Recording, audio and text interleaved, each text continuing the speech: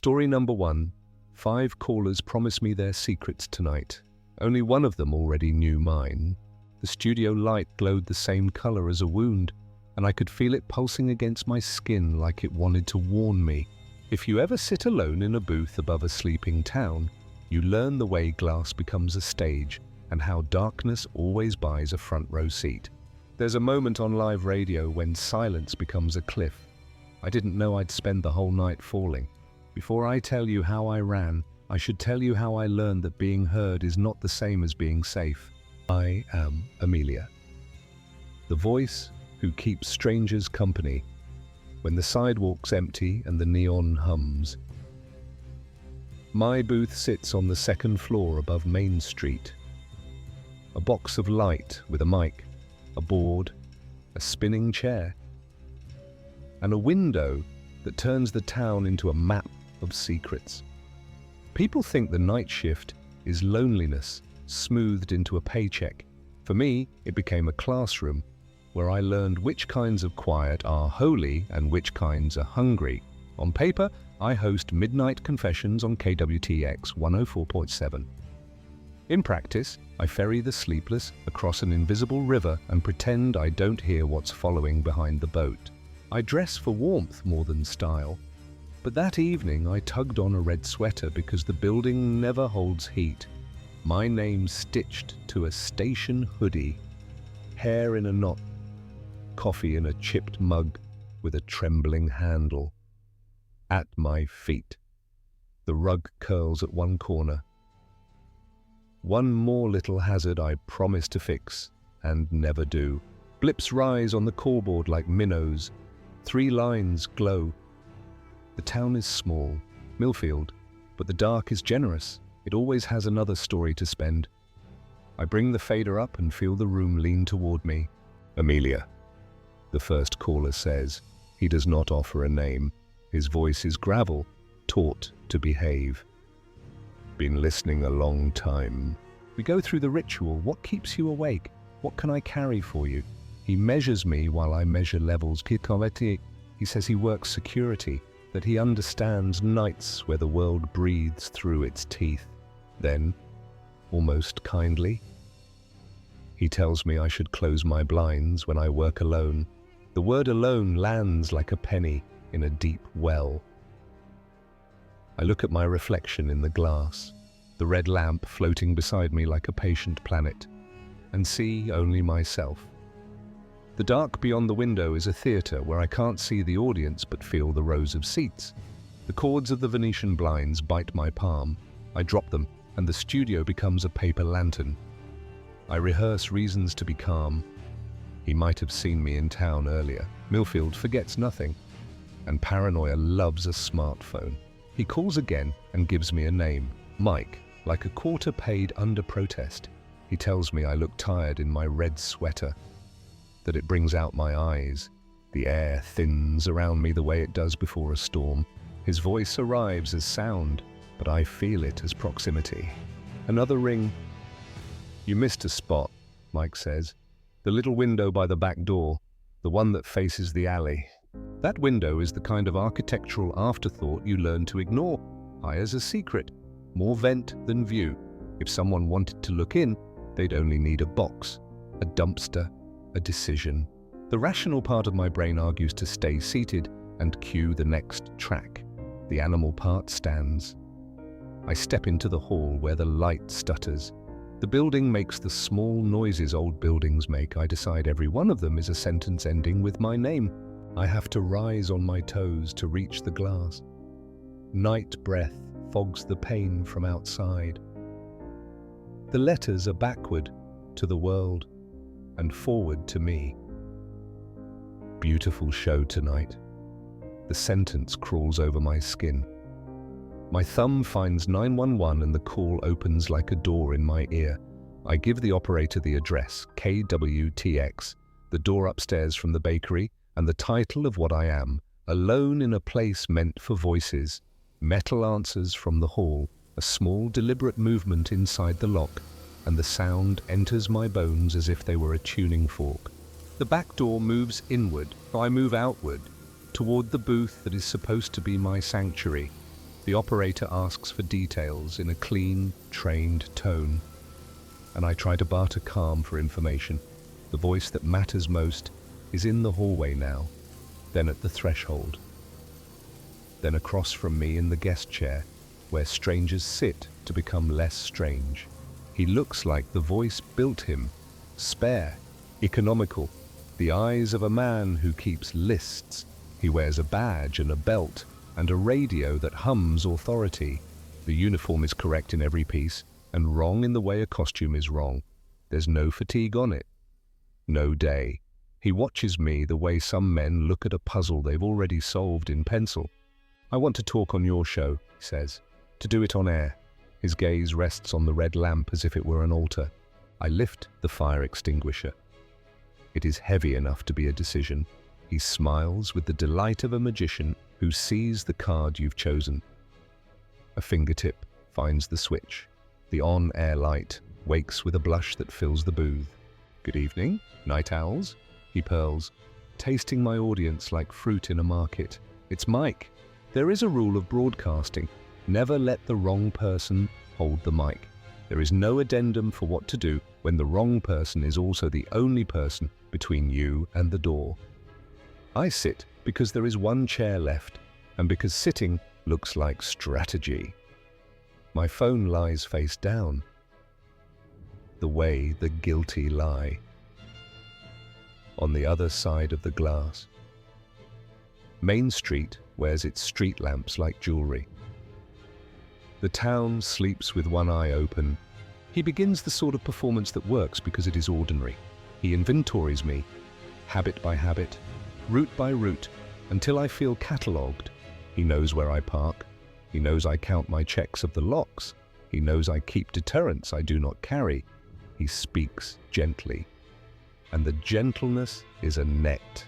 New paragraph, same truth, I was never alone. I pull the pin. The hose sighs. Winter blooms inside the booth, a white eclipse that erases shape. He reels, hands to his face, and I use the opening like oxygen. The hall seems to lengthen and then decide to be brief. The front has 3 deadbolts that remember a different decade. The last one refuses, then yields like a grudge giving up. The door lets go. Night takes me in. And the street is a mouth of cold air that tastes like survival. I don't reach for my car because my keys are upstairs in a purse that belongs to the earlier version of me. I run for a slice of light 3 blocks away. The diner where coffee is a religion and money comes with pie. The town is wide when you need it to be narrow. Tires speak behind me. The sound is large in a night this quiet. I turn left where I would turn right, then right where I'd planned left, breaking the mirror of my routine. Asphalt wears a shallow skin of rain and throws back my shape. My body remembers it is an animal designed to escape. I won't tell you the exact place I hid because there are pockets inside every town that do not want to be named. I will tell you it smelled like bleach and old onions and the regret of people who leave their names on walls, and I will tell you my breaths learned to be thin. At some point, the engine's voice left the street. At some point, the sky began to consider mourning. When the police had hands free for me, they found a car by the highway with a uniform peeled off and flung across the seat. At the station, the equipment kept doing its small jobs, patient and tireless. Humming into emptiness, the recording of my unscheduled guest became a case number in a beige folder. The rumor mill built a nest around my name and sat on it. For a week, I was a weather pattern. People pointed at me from inside their conversations, and some nights, callers swore they heard a man drifting across 104.7 asking if anyone had seen Amelia, describing a red sweater like a brand. Terror refuses to be the end of a sentence. It insists on being a comma. The days after were lessons in commas. I traded glass for curtains and learned which aisles in the grocery store let you stand with your back to a wall. I met the night guard at the library and flinched, not because of him, but because he held a shape I had to walk through to reach the non-fiction stacks. and I learned to carry 2 coffees, one for me, one for anyone who held a door, and discovered kindness is an alarm system the world can hear. Back at work, I redesigned my rituals. I stopped leaving a spare key anywhere at all. I wore a badge that didn't print my name. I retired the red sweater like a jersey and tried a jacket bright as a warning before deciding plain black felt less like a dare. Management hired a real guard who kept his smile soft and his distance softer. We replaced the Venetian blinds with blackout shades and put a camera in the hall aimed like a promise at the back door. The booth learned to feel like a boat again instead of a glass-backed stage. And yet I kept midnight confessions alive. People in the dark need a voice that lives there with them. My first night back, I held an index card with a script no one would ever see. I told my listeners we'd make small changes, fewer names, fewer places, no on-air comments about what I look like, because radio is for hearing, not for hunting. Then I opened the lines, and they filled, the way riverbeds fill. A grandmother talked about the way hospital lights feel. A driver told me the night once saved him from himself. The board glowed like a constellation, and I let myself be one star in it. Sometimes I still see writing on glass where there is none. Sometimes I still hear a scanner hiding in the rhythm of passing tires. The station got flowers for a week, half with no card. One bouquet came with a note that read, "Beautiful show tonight." The detective said anyone could have written it. I already knew it. When courage returned, it didn't arrive with a banner. It came in an ordinary envelope, no return address. Inside, a thumb drive, a ring of keys, a photocopy of a security manual, 4 Polaroids of my building from 4 angles, and a typed schedule labeled Amelia Schedule. The letter inside said, "Missed you by this much." I felt the old fear lift its head and then sink down again.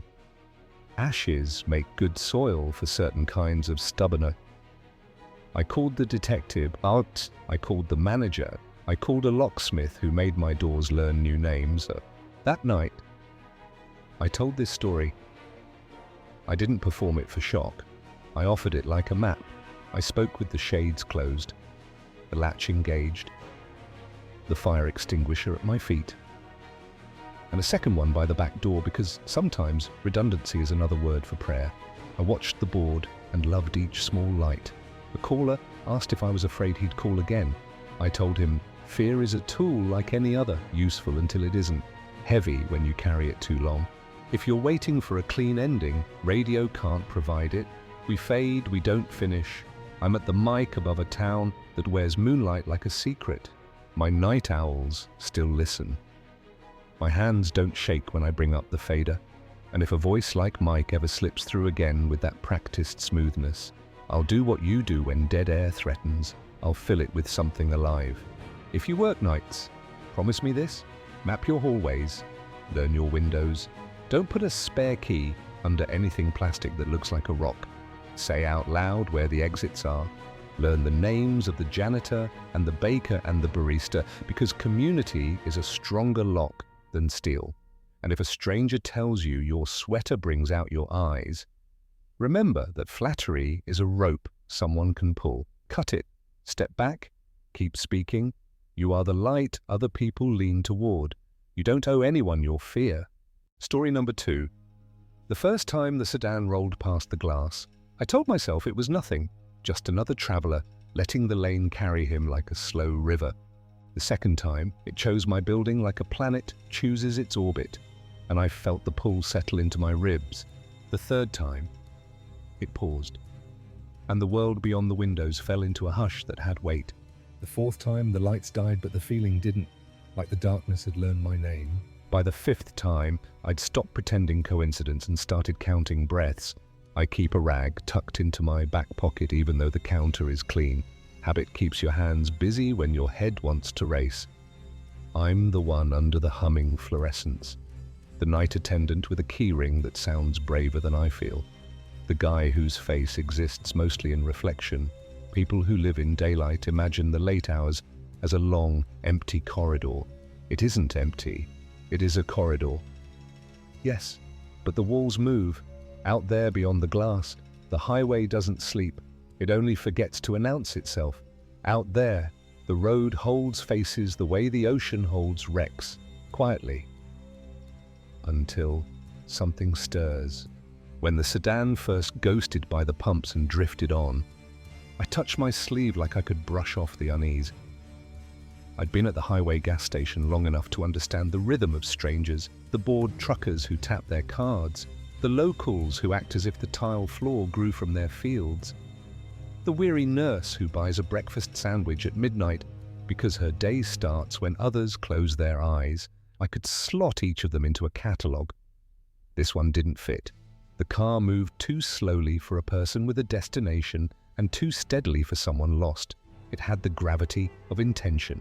I turned my head to the security monitors because habit told me to, because a dozen small screens allow a person to pretend safety is a puzzle solvable by looking. The cameras, old, greenish, untrustworthy, stacked a simulation of my world in wobbly squares. One showed the empty parking lot from the east angle.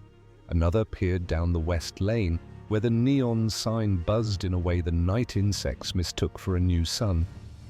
The corner camera jittered every few seconds, as though anxious.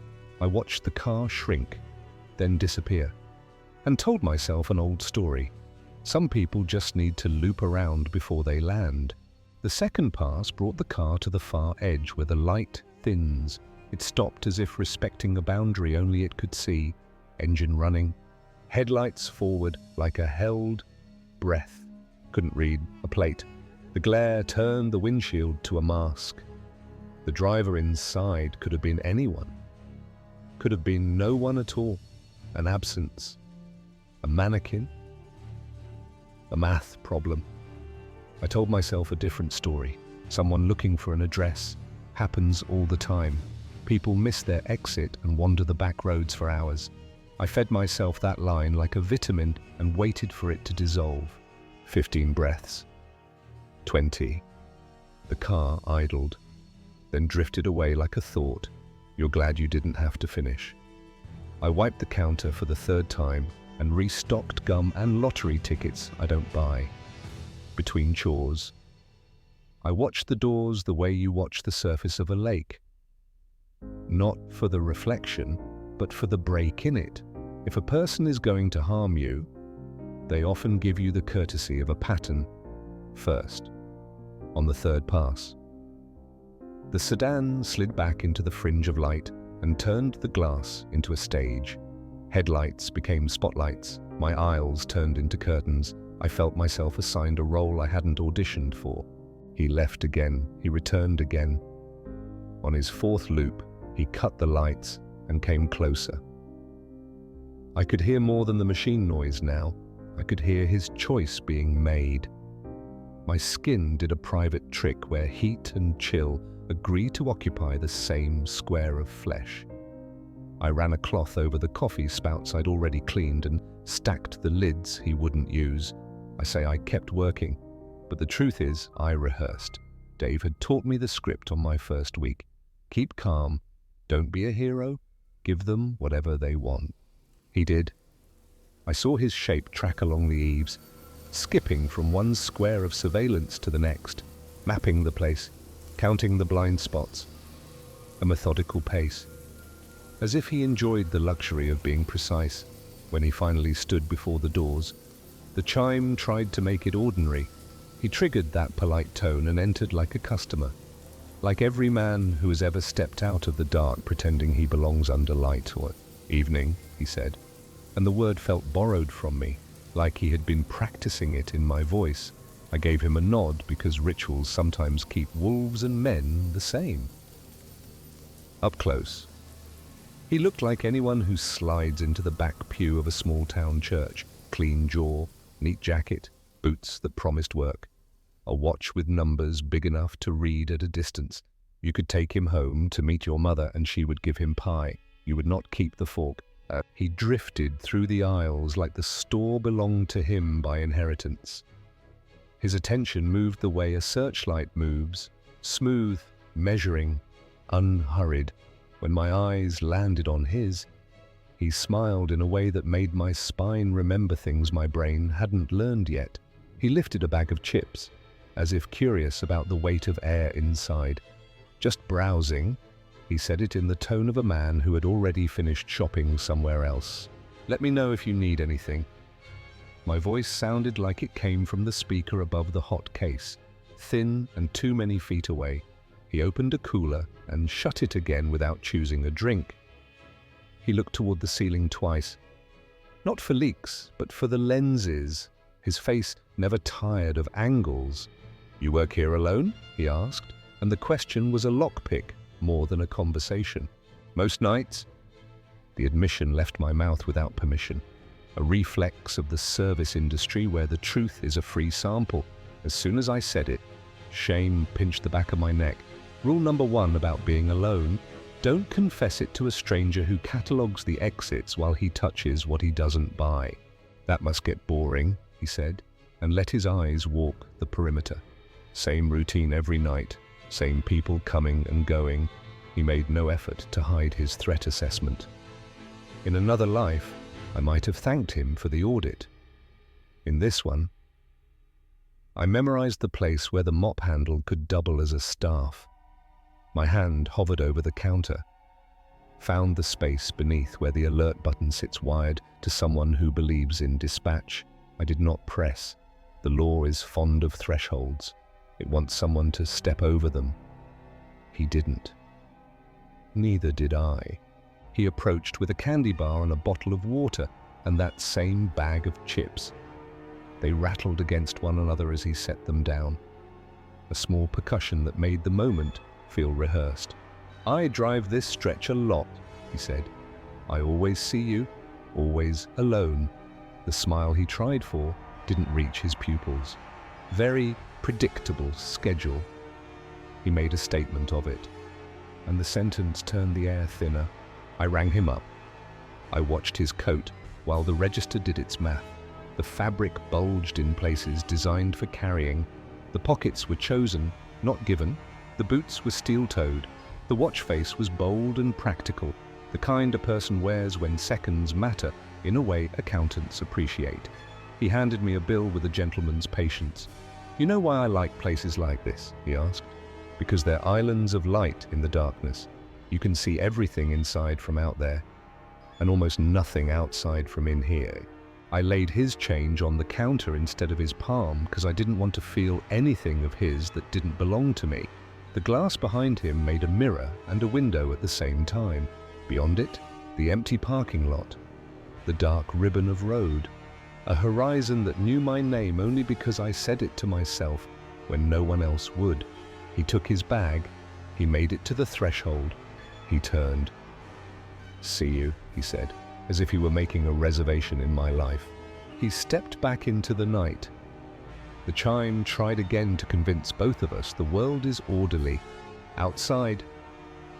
He paused by the car and lifted a hand toward the security camera like a neighbor acknowledging a neighbor's mailbox. Then he left. And the leaving felt less like relief and more like an intermission. I called 911 because that's what people tell you to do in brochures. I said the words I was supposed to say. A man came in, he bought snacks, he spoke to me. He watched the ceiling, he noticed the cameras. He said he sees me, that I am always alone. The operator was kind because the script asks for kindness, but I could hear her building a soft box to put my fear in so it wouldn't roll around on her desk. She promised a patrol. The promise sounded like rain in a forecast. Real, but not here. I stayed until my relief arrived, but staying felt like choosing to be the beetle on the pin. When the morning person stepped through the door bright with coffee and daylight, he found me with the baseball bat across my lap.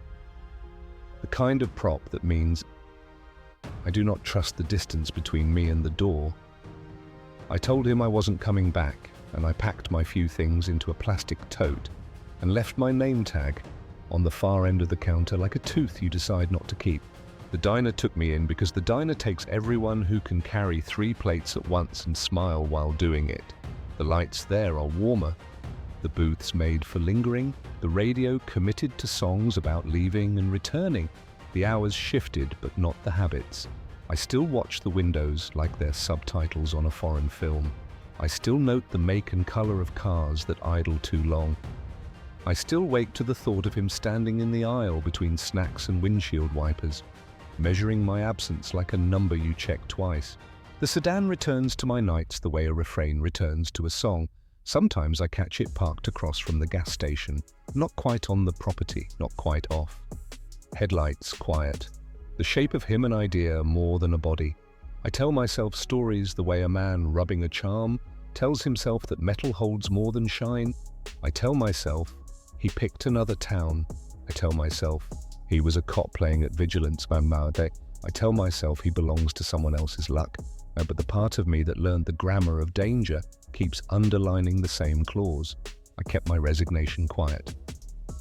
Dave texted me twice, "Are you sure?" and then stopped. What else can a manager do when the boy he hired to count cigarettes comes face to face with a shape the training videos don't cover? I started learning the shapes of the diner's regulars, the couple who never speak while they eat, the card players who laugh too loud at hands that don't deserve it, the night shift janitor who carries a backpack like he's crossing a desert instead of a lobby. Anyone who lives under neon becomes their own kind of weather. On a slow hour, I followed a busboy out back to drag the trash to the alley. The night air had that metallic smell, rain leaves in its pocket when it wants you to think about it. I rolled the dumpster lid and looked past the chain link, across the street, on the far side of the lot that used to be a video store. A familiar outline rested where the lamps sputter. I felt the recognition before I named it. He sat in the driver's seat, posture composed, as if the car were the chair he used to pray. No headlights, no motion, just the suggestion of a face scaled to the distance. "Everything good?" the busboy asked. "Yeah," I said, and heard how long that word can be when you stretch it over a lie. At home, I rearranged my furniture for a week the way some people rearrange their diet. I moved the bed to a wall with no windows. I taped a blanket over the blinds. I slid a chair under the doorknob, even though the lock could hold on its own. You do unreasonable things to make your fear feel included. If you ignore it entirely, it sulks and grows strange. On a late evening, the elevator opened and a man from my building stepped out with a dog that had the sober face of an old man. The dog sniffed my shoes and sat as if to say, "You smell like a place that glows." The first note arrived under my doormat. A blank index card with a single sentence written in a steady hand. "I never hurry." I turned it over, expecting a second sentence to explain the first. But the other side was clean. There was no name. There was no time. There was the suggestion of patience, and I wanted to be the kind of person who laughs at that, who says the world is full of eccentrics and handwriting is not a crime. Instead, I folded the card into a small square and placed it behind the sugar in my cabinet like it was something edible that would expire if exposed. I started teaching myself the routes home that had no obvious mirrors. I rotated streets like passwords. I scanned rearview glass so often it began to earn its name. I stopped posting in the group chat. At the diner, a cop with a tired face stopped for eggs and left a brochure about a neighborhood watch. Not a cop. I thought about the man in the store. Something else. Something practiced. 2 weeks after I quit, a courier dropped a small box at the diner with my name on it. No return address. Dave likes to joke that the world is a warehouse and the front counter is its inbox. Now the warehouse had found me anyway. Inside the box, a travel-size bottle of window cleaner, a microfiber cloth, a paper tag that read, "For glass." I felt stupid for the way my hands shook. I told the manager it was a prank. I told him I had friends who liked to be weird. He nodded in the way managers nod when they can't afford to ask. That night I dreamed of the store the way a person dreams of a tooth they lost years ago. Mauled edges. Phantom ache. In the dream, Aisles grew taller, and the exit sign turned its light inward. He wasn't there. I was alone. The fear was not that he would come in. The fear was that he didn't need to. When I finally went back to the station, I told myself it was for closure. Anyone who uses that word is already rationalizing a mistake. The lot looked smaller than I remembered. The neon had been replaced with LED, a white that pretends to be pure.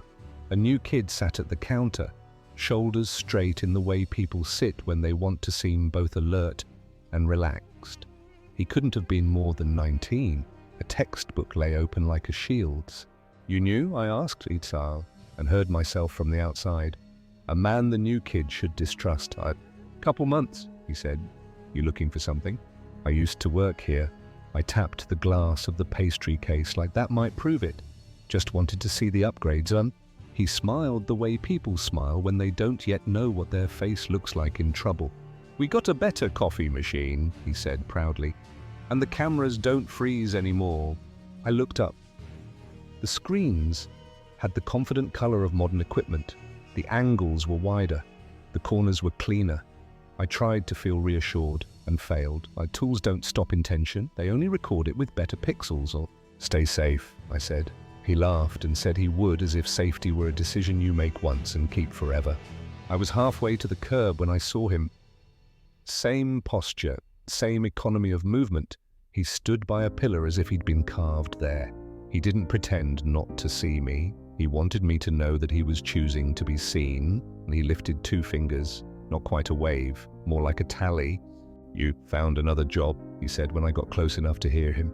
His voice belonged to the store, to the aisle between chips and coolant, to the place where everyone must answer questions. "You're not as easy to visit now." "I'm busy," I said. It sounded weak even to me. He nodded like we were discussing schedules. "I admire routine," he said. "People misunderstand it. They think it makes you vulnerable. It does the opposite. It makes you predictable to yourself." I wanted to ask him why. Why me? Why the cathedral of glass? Why the patience? The question that left my mouth was smaller. "What do you want?" To see how far a person can be moved with the lightest touch. He looked past me at the store. To test architecture, to test habits, to see who opens the door from the inside. You could just break in that lax conversation. He considered me.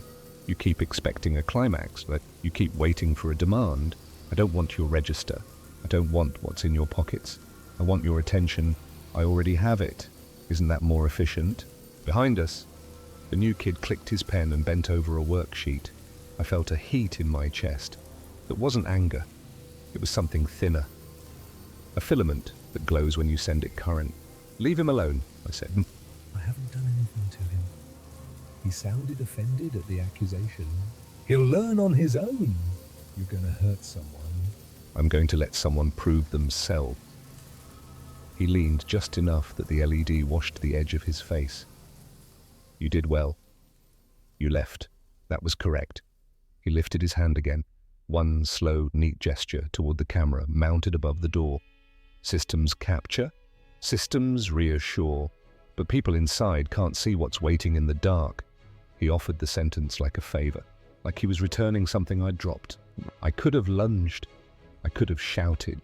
I could have put my hands on him and let the world become simple, the way it does when force decides for me. Instead, I stood there and remembered the brochure voice telling me I would be at fault if I created a scene.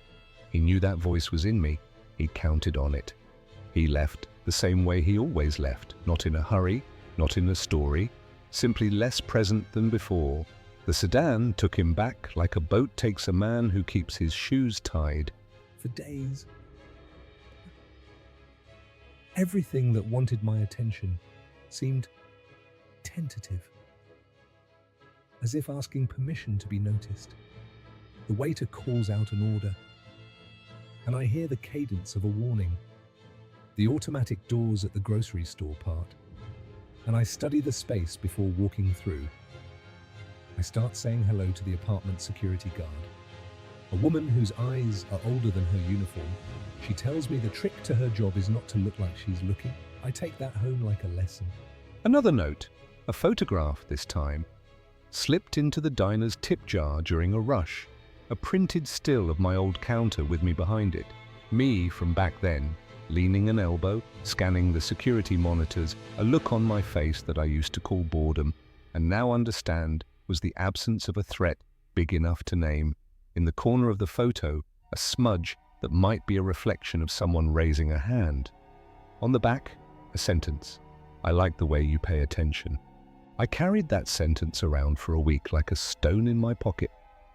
It made me walk different. It wore a hole in a thought I'd been using for years. That attention is a private thing. It isn't. It can be borrowed. It can be taxed. It can be taken. I started noticing the way people arrange their lives around being watched. How the woman who comes in every night for a small salad always sits where she can see the door. How the man who eats soup doesn't use the spoon he's given, but takes one from his jacket pocket, wrapped in a napkin, folded like a prayer. We are all conducting ourselves for an audience we can't name. The more I looked, the more the world returned the favor. A man in a dark jacket appeared across from the diner, just beyond the streetlights. Posture a repeat of a posture I knew too well. He made no effort to hide, but he made no effort to be known. When one of the cooks stepped outside to smoke, the man drifted into a shadow and let the cook keep his illusion that a person alone is always alone. I called the non-emergency line. I said I wanted to report someone who liked to behave like a question. The woman on the phone asked for facts.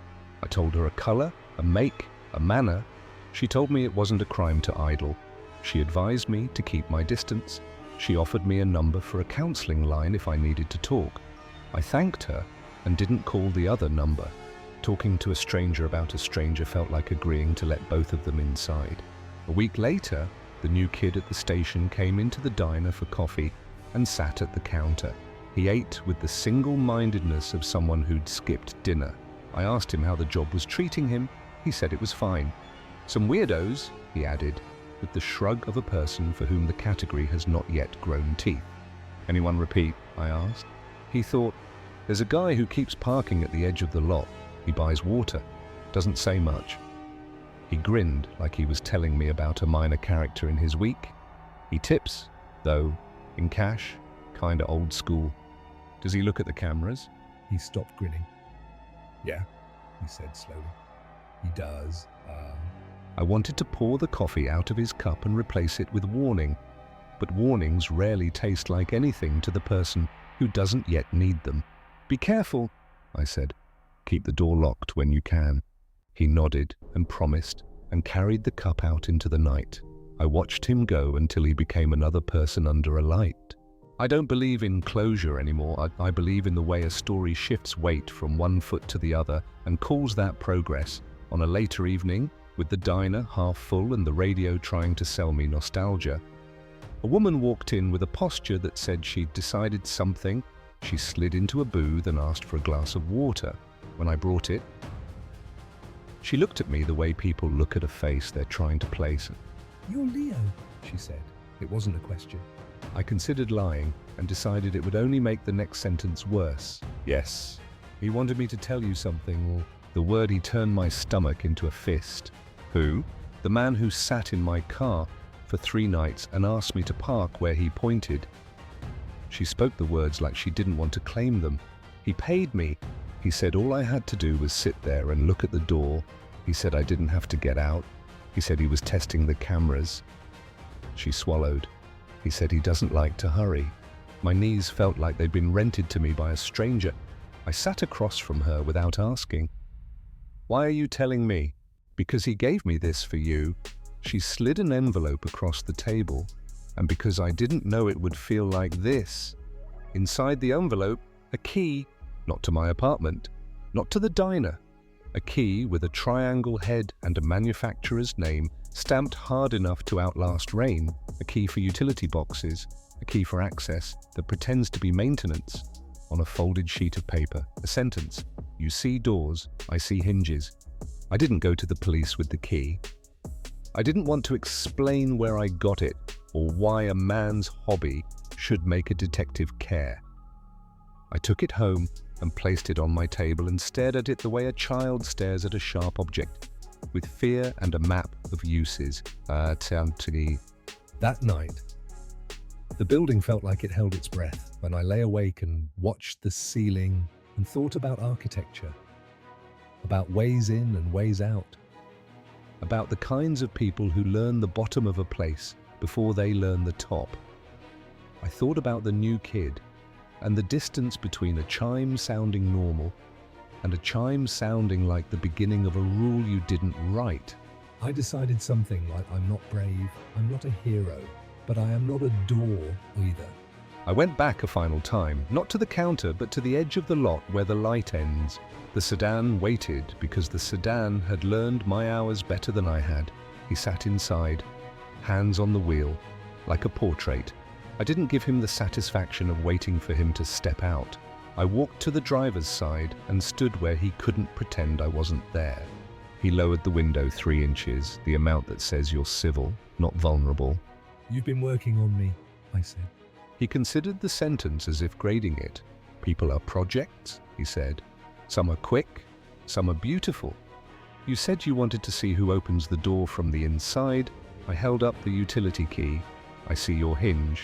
He favored me with a smile so slight it hardly existed. Better, he said. You're learning. What happens if I stop? You won't. He lifted his hand again. That small, neat gesture. Attention is a habit. Habits are stories we tell our bodies until they believe us. I leaned closer until I could smell the faint cologne he wore, the kind chosen to erase itself into the idea of cleanliness. Here's my story, I said. If you so much as look at that kid again, if you point another stranger at this glass, I will bring this key to every box in this town and make enough noise that your patience won't save you. I kept my voice calm, a steady register that didn't ask permission. I will stop being polite. I will stop being your audience. I will turn you into a subject. Threats, he said, like a teacher, noting a change in a student's handwriting. Boundaries, I said. He studied me for the shape of a minute, then he raised the window the last 3 inches.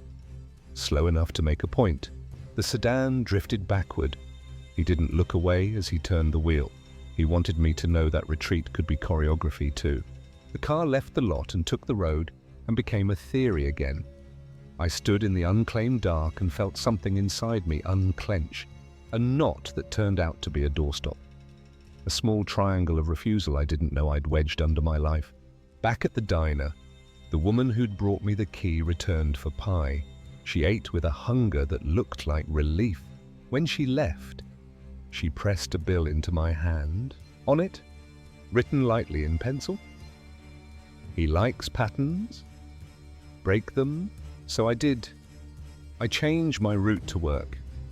I sat at different stools during my break. I talked to the security guard every night until we were friends, instead of 2 strangers pretending not to see each other. I taught the new kid how to stand at the counter with his body turned, so he could watch the cameras without looking like he was watching them. And I taught him where the blind spots live and how to kill them with a movable mirror taped in a way managers never think of. I told him the trick to the job isn't smiling at people, it's knowing which smile is a mask. I didn't stop being afraid. Fear is not a door you close, it's a light you adjust. And I got good at the dimmer, sometimes. When I drive past the gas station, I still see a dark sedan at the far edge of the lot, an outline with headlights off, engine running like a thought he isn't done thinking. And I know what that means, It means there are projects in the world other than me, and it means someone else is being measured for a story, and it means that even when I am not the one under the fluorescence, the glass is still a stage and the audience is still the night. But I am not in the show anymore, and not the way he wanted. If I return, it's as the narrator, not the actor. There are nights when that feels like victory. There are others when victory feels like a different kind of cage. Either way, I keep the utility key on my ring next to the key for the storage closet and the tiny flashlight that turns the world into slices. I keep the habit of looking without advertising that I keep teaching the kid how to survive the parts of the job no one pays for. And when customers buy candy bars and water at odd hours, when they compliment the lighting or the cleanliness of the glass, I smile and hand them their receipt the way a magician hands back a coin, palms open, nothing up my sleeve. Because some customers don't just buy snacks and leave. Some customers are shopping for something else entirely, something that can't be found on the shelves. Story number 3. If you work long enough among the unclaimed, you learn that silence is not the same as peace. Silence is only what the living hear through the walls they build for themselves. I kept thinking the machines were wrong, because machines are supposed to be wrong in understandable ways. They throw codes, blink lights, ask for updates. They don't pretend nothing happened while a drawer glides open as if pulled by breath. The first time I replayed the footage and watched myself nod to a sheeted shape, I could not remember. I understood the difference between loneliness and being alone. Loneliness asks for company, being alone asks for a witness. I brought a recorder, a photograph, and a stubborn refusal to be edited. Memory is easy to bully, but tape is a stubborn friend. What I am about to tell you is a road map made of erased ink. Follow the faint grooves. Press lightly. Read what was meant to vanish. People upstairs never think about the floor I live on. They talk about the cheerful murals in pediatrics and the hot coffee in the ER, about the volunteers who hand out blankets and the chaplain who knows every hymn. Down below, the paint is a practical shade that always looks damp even when it's dry. And the air is chilled for reasons that are both scientific and moral. I learned to like it. It always felt honest down here, honest. I took the night shift because the hours don't ask anything except presence. And I clean, I catalogue, I check gaskets and compressors, like a parishioner fingering a rosary to die. I keep a log so neat a lawyer would smile. I take my breaks at a metal desk I wiped so many times that the surface has the faint glare of an old mirror. The morgue could hold 12 bodies in individual refrigerated drawers. Even when all of them are empty, the room feels like a place that remembers names. I tell myself I don't spook. If something rattles, it's a cart I left at the wrong angle. If a drawer resists, it's because frost expands like a bad habit. If a light hiccups, it's because the ballast is tired. My job is to respect the stubbornness of matter more than the tremble of feeling. Everything was computerized now, once.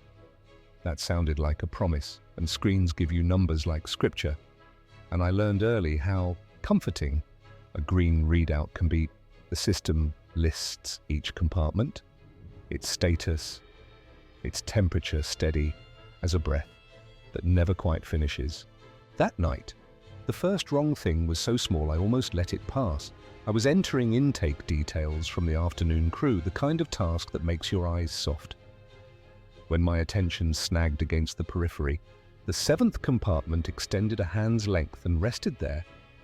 Mouth parted, the status page continued glowing its calm reassurance. I walked over and pushed, respectful but firm, the latch seated. The green line of truth did not stutter. I was raised to keep some superstitions, not because I believe them, but because they make good habits. I propped a pen in the frame so I'd have proof of motion that wasn't me. When I returned from checking water lines, the pen lay on the floor, and the 7th drawer rested once more in its small, insistent yawn. Drawer 7 kept opening. Screens swore otherwise. My logbook remained a devoted bureaucrat. I called maintenance because machines deserve advocates. Pete, whose hands were the color of old coins from decades of handling parts nobody notices, told me in that patient tone of experts that systems will ghost when stray currents wander, that updates soothe almost anything.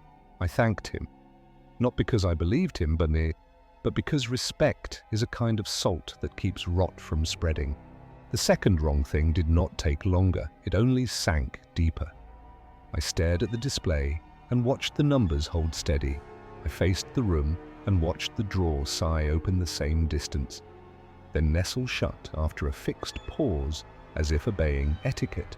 Screens declared the world flat and finished. The room murmured, I had missed a step. According to the system, drawer 7 had never opened. No commands had been issued, of course they hadn't. If someone is erasing a sentence while you speak, You can't argue grammar. There's a camera above the workbench, a little black oblong with a fisheye lens that warps the room into a slight bowl.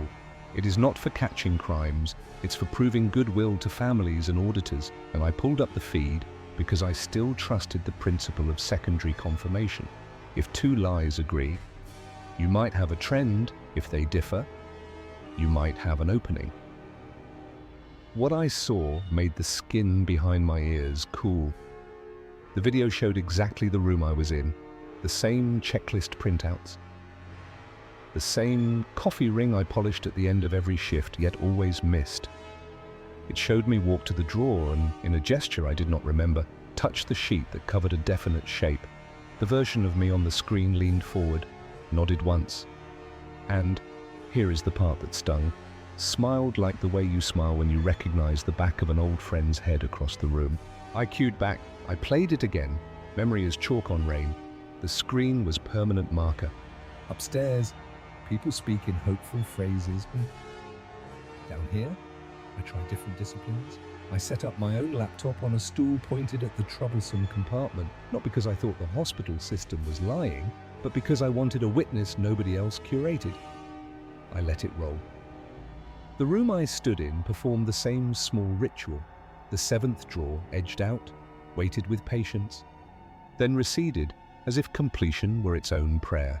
My laptop saw only metal and discipline. The hospital feed saw a shape under a sheet, and me behaving like someone expected at last, like a parishioner meeting a confessor. I have always thought of myself as practical. Practical people can flirt with the supernatural so long as they keep one foot on the tile. I wrote a line at the bottom of my logbook. If there's a conversation I'm not remembering, let me find a way to remember it. I underlined conversation twice. Then I drew a box around remember. Memory, as it turns out, can have an enemy, and that enemy knows our passwords. I started to leave marks on myself the way climbers leave flags they cannot ignore on the way back down. On the inside of my wrist, I printed with a laundry marker. Ask him why. On the other wrist, do not accept a blank. It looks ridiculous to write messages to your future, but the future you is not as reliable as you'd like. I printed a copy of the intake photo of a John Doe who had come in from a wreck on a stretch of lonely highway. The picture was exactly what those pictures always are. Dull light, quiet face, the flattened humility of someone whom the world refused to name.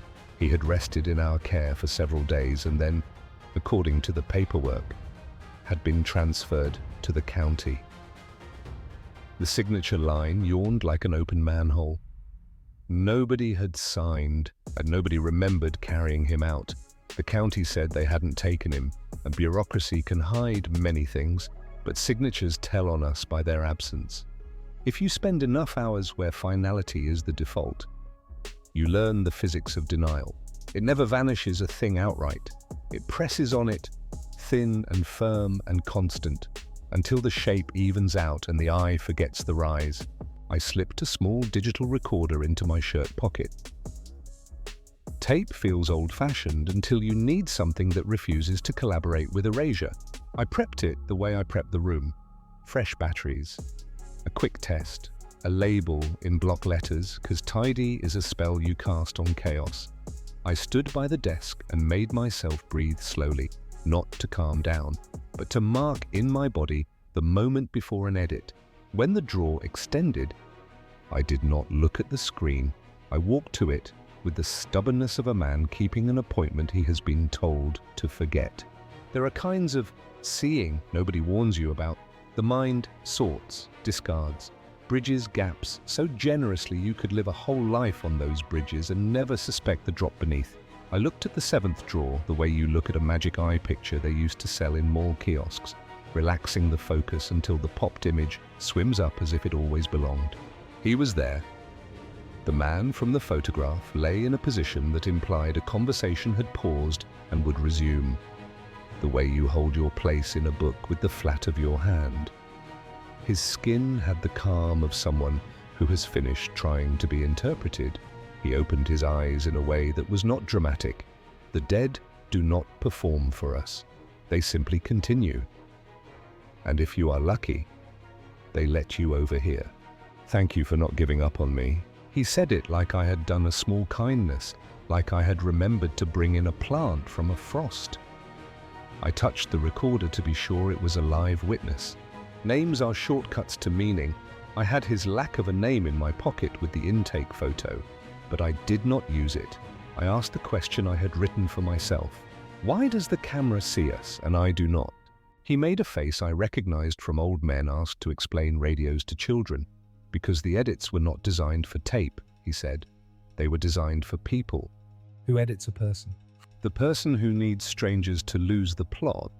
He sat up with the measured care of someone maintaining courtesy, even against the structure of his own uncooperativeness. Sheet folded, feet reached for tile. Eyes did the inventory we all do when we wake in a place that is not quite the last place we knew. He explained the road, the late hour, the car that flashed bright and then stayed too close until the asphalt turned into a ditch. He explained being pushed into the sort of dark where help passes, where even light refuses to complicate its evening by telling anyone what it saw. He told me there were others. Patterns always start as rumors until you can lay them next to each other like leaves and notice how the edges match where the insects chewed them. He said there were nights when danger preferred the long, empty stretch between towns. Nights when vehicles hesitated and then didn't. Nights when the missing were not reported by anyone with the right persistence to push their questions past polite. I felt the fog arrive the way you feel, a pressure change. The focus thins at the edges. It is not pain, it is a soft correction. He watched my eyes and shook his head once, mild but firm. He touched the recorder with one finger, as if to remind both of us who in the room would resist editing. You have to remember this conversation, Marcus, because this time you're recording it. I repeated the sentence like a creed until my voice felt anchored. I asked him if he wanted me to say anything specific to anyone living. He did not offer a name, and I did not press. There are questions you ask the living that you do not ask the dead, because the answers do not belong to you. Tell them to look for the others, he said, not as a plea but as an instruction given at the end of a shift. The ones who went missing on Highway 67. I do not remember closing the drawer. I remember the feeling afterward, the quiet that is not a hush so much as a settling. It was the hush after a church service when the hymn has ended and everyone is deciding whether to keep the silence or break it. Tape does not second guess. When I played it back, the voice was there, dry in a way that suggested a great distance traveled without weather, but clear enough to fall into the blank places the edits could not reach. I have never loved an object the way I loved that small machine in my pocket then. It was vulgar to think of evidence, of courtrooms, but sometimes vulgarity is humility in heavy clothes. You name the thing you need because the elegant sentence is what the edit uses to glance past you. You learn the geometry of bureaucracy if you sit with it long enough. Every missing line is a triangle you can measure. Every misfiled form is a shadow cast badly by a light that had been moved, and I took the recording to our security office and asked for retention, for the feed to be locked in a folder that would not be auto-emptied by an algorithm programmed to make room. We made copies on 2 different drives and labeled them with old-fashioned handwriting because the future has a way of trusting ink more than metadata. The sergeant on duty had the patient disbelief of a man who has had to tell too many people that cameras are not clairvoyant. He listened, his eyes polite but arranged for skepticism. Then the voice on the tape said my name with the mild gratitude that made the back of the sergeant's neck change color. He reached for a legal pad. Sometimes you can watch another person decide to live in your world for a minute. I did not go home to sleep. I went to a strip of desks where old case cards still live in their rubber-banded stacks. Databases are hungry, they eat edges. Index cards remember the way a grandmother remembers, with smudges, with crossouts that still betray the first thought. I wrote the words, empty highway, no next of kin, and last seen alone on scrap paper, like I was assembling a face from a witness sketch. The numbers came back shy at first, then cooperative, When you look for patterns among the unimportant, they reward your persistence as if it were affection. I knew not to use the phrase serial anything. Words like that make men ask for press conferences. And I used phrases like cluster, like probable correlation, like incomplete paperwork suggests cross-jurisdictional slippage. Those are keys that open drawers in better lit rooms. Pete from maintenance found me with a coil of wire in one hand, like a prop he brought to excuse caring. He told me the computer system had passed its own test because machines love to certify their own virtue. He told me about electromagnetic interference and firmware and all the things men say to make the strangeness shrink to the size of a fix. I told him I appreciated him treating me like the sort of person who would be comforted by terms. I did not tell him that I had adopted a different vocabulary the way you adopt a stray. Upstairs, they eat muffins on morning trays. Down here, I ate an orange over a sink and watched the peel refuse the drain. In the bright world, people say closure.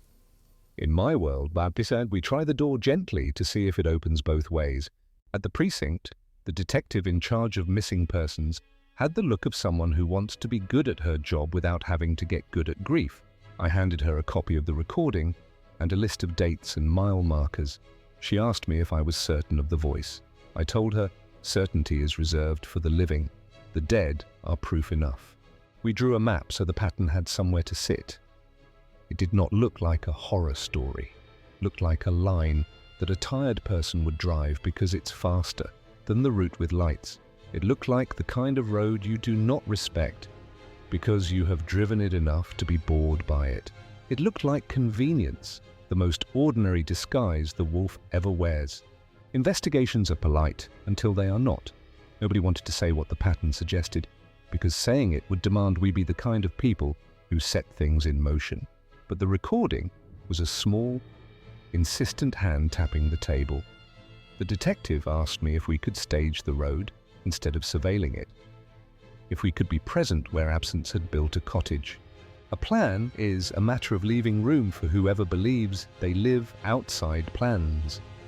Unmarked vehicles drifted into darkness and idled at distances that made them neighbors without being acquaintances. The road ran like a sentence we had decided to diagram. I did not ride with them. I stayed below, among the cold drawers, practicing saying the sentence out loud. Somebody used the dark as a tool. I do not pray often. That night I prayed for a bad man's impatience. There are endings that feel like stern kindness. I learned about ours from the detective's call. The way I learned a cousin had died when I was a child. The tone telling you what the words will eventually say. They had seen the behavior our map predicted. A car approaching from behind and holding a distance just wrong enough to make your instinct misfile it as coincidence. A pass that wasn't a pass. The shoulder staged as a solution and then used as a weapon.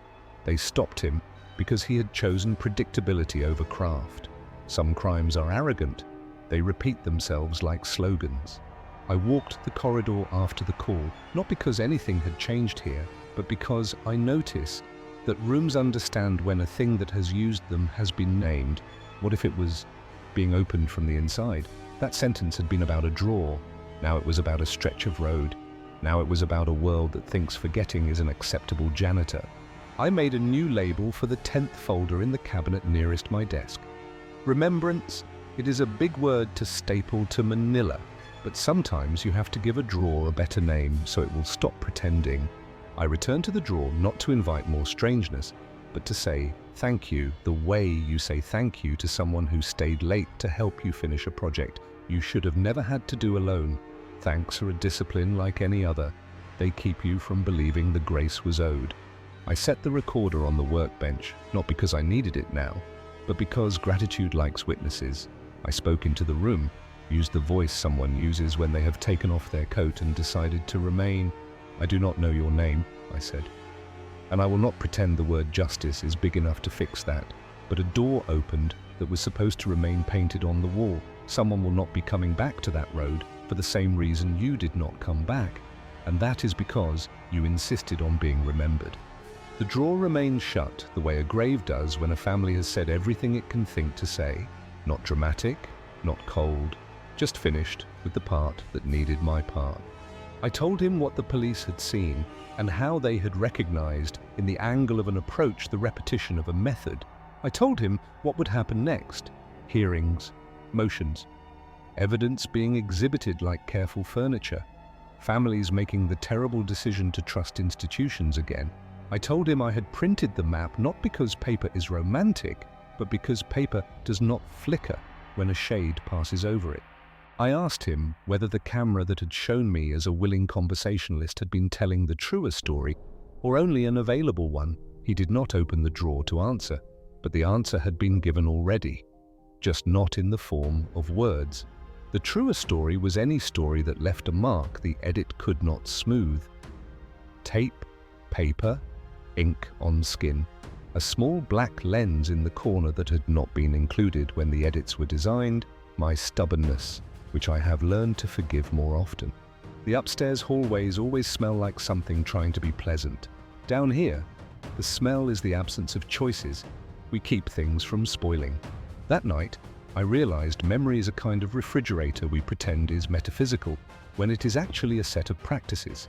Label the bag, write the date, check the seal. Trust cold to do certain kinds of honest work. I typed a memo to myself the way I type intake notes. Plain, no rhetoric, the bullets aligned. Do not let the neatness of a record convince you it is complete. The living prefer edits to absolutes, the dead prefer absolutes to edits, while when choosing a witness, pick the one that cannot be comforted. I printed the memo and taped it inside the cabinet because I like the idea that someday a younger tech, bored and sure of everything, might open the door for a bottle of cleaner and accidentally inherit a small instruction. I slept at home for the first time in days. Sleep is not rest when your mind demands it be an archive. I dreamed of a road I have never driven, and of ditches that did not want the roles they had been forced to play. I woke with the sentence on my tongue as if it had been given to me to deliver. We are more than what they succeed in making us forget. I hope no one ever romanticizes what happened. A man was taken from the world by another man who found that the world's dark corners rent cheap. The only miraculous part is not that the dead spoke, and it is that I figured out how to listen in a way that left evidence. If that is a miracle, it is a modest one. And I prefer modest miracles because they can be taught. When I returned to the desk, a sticky note I had not written was affixed to the logbook. The handwriting was mine. The ink was my ink. The words were not. They were simple. Good work. I do not propose theories about ghostly stationery. I accept that I am a person who can leave a message for himself from a room that does not consider time a straight hallway. So I took the note home and kept it in my wallet like proof that I have been, at least once, the person I claimed to be, Andy, upstairs. They moved on to a different muffin. That is not a criticism. The world needs floors where people do not have to learn what cold teaches. The ER doors kept parting for the newest emergencies. Pediatrics kept its murals bright enough to encourage small lungs to keep trying. Administration adjusted budgets, because that is their way of blessing. The chaplain visited rooms with good words to stack between pain and panic. None of them needed to know that under their feet, a drawer had decided to argue with a software suite. I was asked, formally and politely, to explain myself to a room with a long table. Lawyers carry pens that gleam like small ceremonial knives. Everyone wore their patience like a badge. They needed to record that I had done what a reasonable person would do in unreasonable circumstances. I told the truth as if the truth were a patient on a gurney, steady, without ornament. The kind of truth that does not look around to see who is listening. I watched them decide where to file me. Not in superstition, not in delusion, not in heroism, in procedure. If you can get your miracles filed under procedure, no one will ever ask you to justify them again. Afterward, I walked the halls that are made for comfort. Nurses adopted me for a cup of coffee because they like night people as a species. I said thank you. I did not tell them what the word meant downstairs. I did not tell them that their warmth lives on top of a geography whose cold is the favor it offers. I did not tell them that sometimes the most important gift is not comfort, but accuracy. People ask how I live with it, by which they mean the knowledge that there are two versions of the night, the one machines will admit to, and the one the dead will insist on. I say I live with it the way you live with weather. You look out the window before you plan a picnic. You do not curse the rain for not agreeing with your schedule. You buy a better coat and keep an umbrella near the door. I cleaned the 7th drawer with what I will admit was reverence, not because it had housed a haunting, but because it had housed insistence. There is a difference. Hauntings are about the living being unwilling to permit their dead to complete the journey. Insistence is the dead demanding their last function, which is to teach our records to be braver. The detective came down with a folder she did not hand me. She leaned against the doorframe, the way exhausted people lean against the good part of a wall. She told me there would be hearings, and that the man they stopped had earlier charges that had been quieted beneath misfiled forms and an agency who preferred clean dashboards to messy truth. She said none of this to disgrace the living. She said it the way paramedics say pulse, as a report that will prevent future mistakes.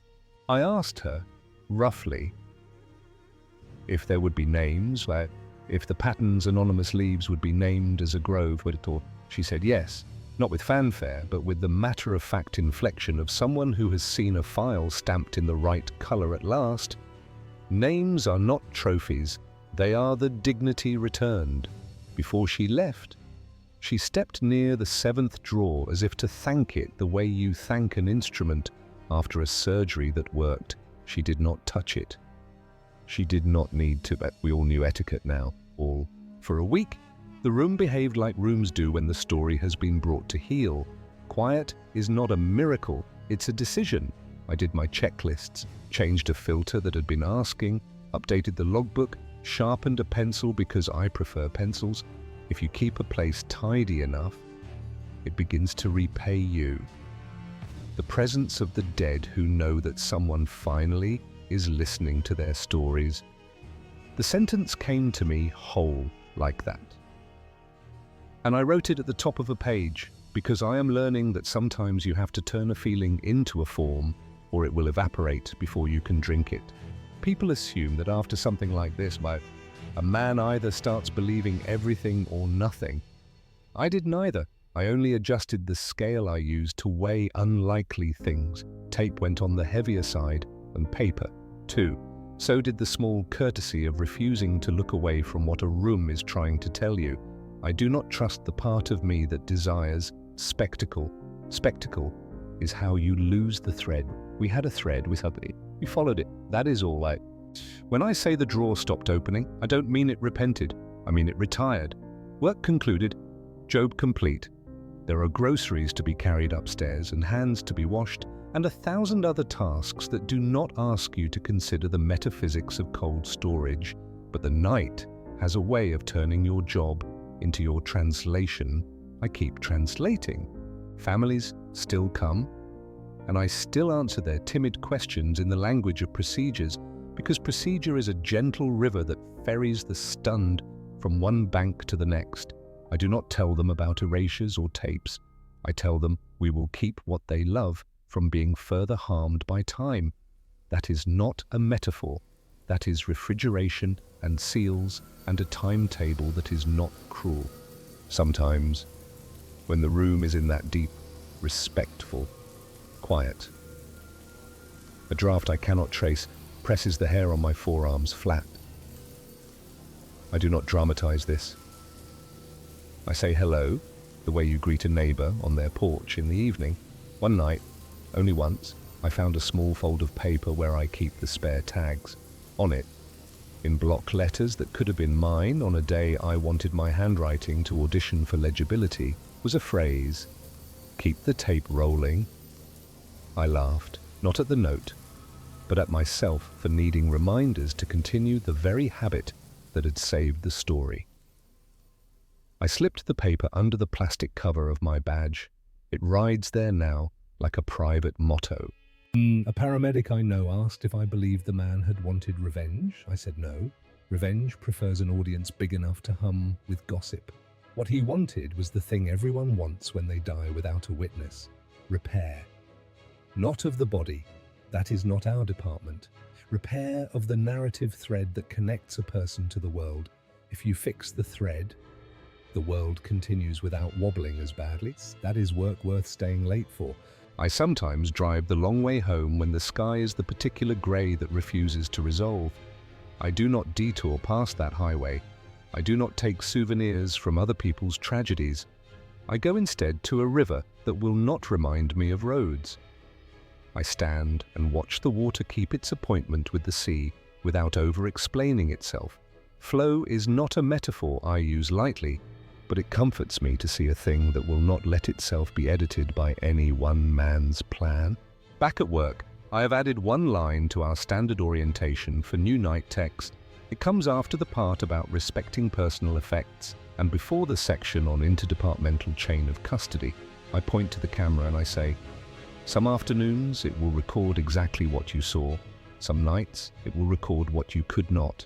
Treat both as true until proven otherwise. They smile because it sounds like superstition. I let them smile. A superstition that governs you toward better evidence is only another way of spelling wisdom. People upstairs tell stories about miracles that occur in bright rooms, babies who decide they want to breathe after all, hearts that agree to resume their agreements. Bless them.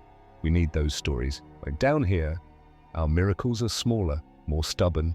They are the refusal to let erasure set the table. They are the discovery that if you bring the right instrument, even the dead will choose to be legible. If anyone asks me, I do not claim the drawer spoke. Drawers do not speak, they make space. They keep promises, they are tools. And I claim that something in the design of this world hates being unfair with so much efficiency that it recruits unlikely employees. A night shift tech with decent manners, a cheap recorder, an old camera that nobody remembered to teach how to forget. No commands had been issued for any of this, but a suggestion had been, and it was good. When the case wound down, a reporter left a message asking for a quote. I have learned to be careful with reporters because a story can become famous for the wrong reasons and then you have to chisel it free later. I wrote one sentence and sent it because the public deserves a sentence, and because the dead deserve their advocate to speak plainly. If you have a habit of losing the same kind of person in the same kind of place, you do not have a mystery. You have a method you've failed to name. I keep the recorder charged sheet. I keep paper in the printer. I keep a fresh pen in the drawer where I once wedged one to catch a lie. I will not need the seventh compartment to open again to believe in what we did. The man was finally caught when police set up a sting operation. That is not the miracle. The miracle is that we remembered enough to catch him at all. If you ever find yourself below the good floors, if your job requires you to be the one who turns the lights on and off for those who no longer care about either, here is what I offer as a closing benediction. Keep a witness that refuses to collaborate with forgetting. Treat memory as a workplace, not a mood, and when the world edits, edit back. Because this, at last, is the work I understand. We keep the cold honest, the records unafraid, and the doors closed unless they should be open. The rest is for upstairs. Story number 4. I thought a skyscraper at rest would be easy company. Steel ribs, glass lungs, a heart of humming machinery. It was wrong. The tower listened back. And then it answered me. It answered. The night I decided to speak to the empty desks. The screens woke like eyes. Across a floor of silent cubicles, letters formed without hands. And the office learned to confess. People believe hauntings are about revenge. They're not. They're about unfinished lists, invoices, emails, reconciliations, lives put on hold until the body forgot to keep up. I clean other people's messes. That's my job. But the worst mess I ever faced wasn't coffee on carpet or toner in the air. It was grief trapped in spreadsheets, afraid to be shut down. What I released that night did not go into darkness, but it went somewhere work could not follow. I'd walked every corridor of Meridian Financial Tower enough times to know its moods. After the last elevator dropped off the last daylight human, the place turned into a vertical coastline, tides of air conditioning ebbing and returning, glass paneling thrumming from the weather outside. Carpet swallowing my footsteps. I liked that shift, the tower relaxing into itself. I liked the predictable noises that told me where I was without needing a sign, the soft draft around the fire doors, the steady tone from the mechanical floor far above me, the long calm of a night that belonged to nobody but the guards and me. Then the routine broke. It started on Hartwell and Associates level, a grid of carpet and grey partitions so orderly it could have passed an audit of its own. My cart rattled with liners and bottles, my gloves smelled faintly of lemon. I swept through the cubicle maze, and a pattern threaded into my hearing that didn't belong to air handlers or elevators. Keystrokes, not the accidental bump of a palm or some machine running a test. It was deliberate, a steady rhythm written by muscle memory. It came from nowhere, then everywhere, like rain that began beneath a roof. I stood, listening, refusing to move until I could place it. The screens were black, chairs were empty. The break room light over the sink drew a small halo on stainless steel. It should have ended there, a trick of the building's structure. A duct trembling. A printer waking itself for reasons only printers understand. I told myself that and moved again. But the pattern returned. I followed it to the back row of cubes and found nothing to touch except the air. The keyboards rested. The monitors stayed dark. Still, the rhythm followed me like a second shadow. Another night, the pattern multiplied, seemed to rise from several corners at once. A braided tempo. I traced it to nameplates: Walsh, Chen, Rodriguez, Mitchell. I didn't know them beyond what a cleaner knows, the outlines of their habits. One desk with a ceramic cat mug never left in the sink. One desk where pens lined up like little soldiers. One with a plant that was watered by somebody who cared, and one that smelled faintly of vanilla. A scent so particular that I learned to expect it at that row. I made a note to mention it to maintenance in the morning and didn't. Pride can be small and stubborn. Mine whispered that I knew the building better than anyone, that I could figure out a sound without bringing a crowd. So, I let the mystery keep me company. I paced more slowly beneath the emergency lights. I tried leaving certain keyboards unplugged and found them plugged in again when I returned. Though I hadn't done it, I stood at the windows and watched the city's red dots moving. All the late workers heading home to people already asleep. In a closet by the freight elevator, we keep a portal nobody volunteers for, a terminal hooked to the systems that watch the rest of the building. I'm not AT, but cleaners learn passwords the way dogs learn neighborhoods, by repetition and need. One night I typed my way into the logs. The building watches when doors open, when thermostats adjust, when networks breathe. That floor had been still for hours. Doors quiet, lights left off.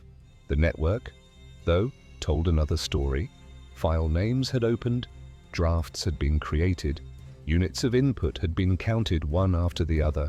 My job title did not include the word investigator, and yet there I was, hunting through output nobody expected me to understand, looking for patterns, and every nameless data line pointed to the same handful of desks, the same row of nameplates.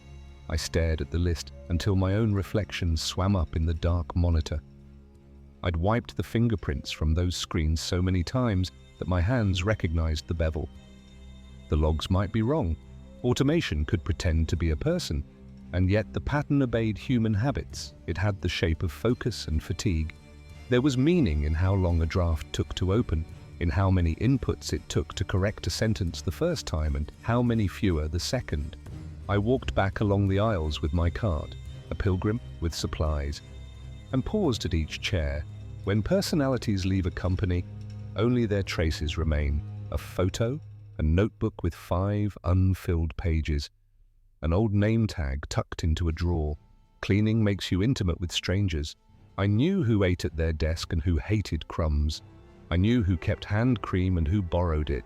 I knew who left small jokes on sticky notes for friends to find in the morning. The typing returned, not loud but insistent. And I realized something I didn't want to say in the language of superstition. This floor didn't merely sound occupied, it sounded anxious. It sounded like obligation had survived after the bodies that carried it were gone. I picked one cube and sat. My weight made the chair adjust.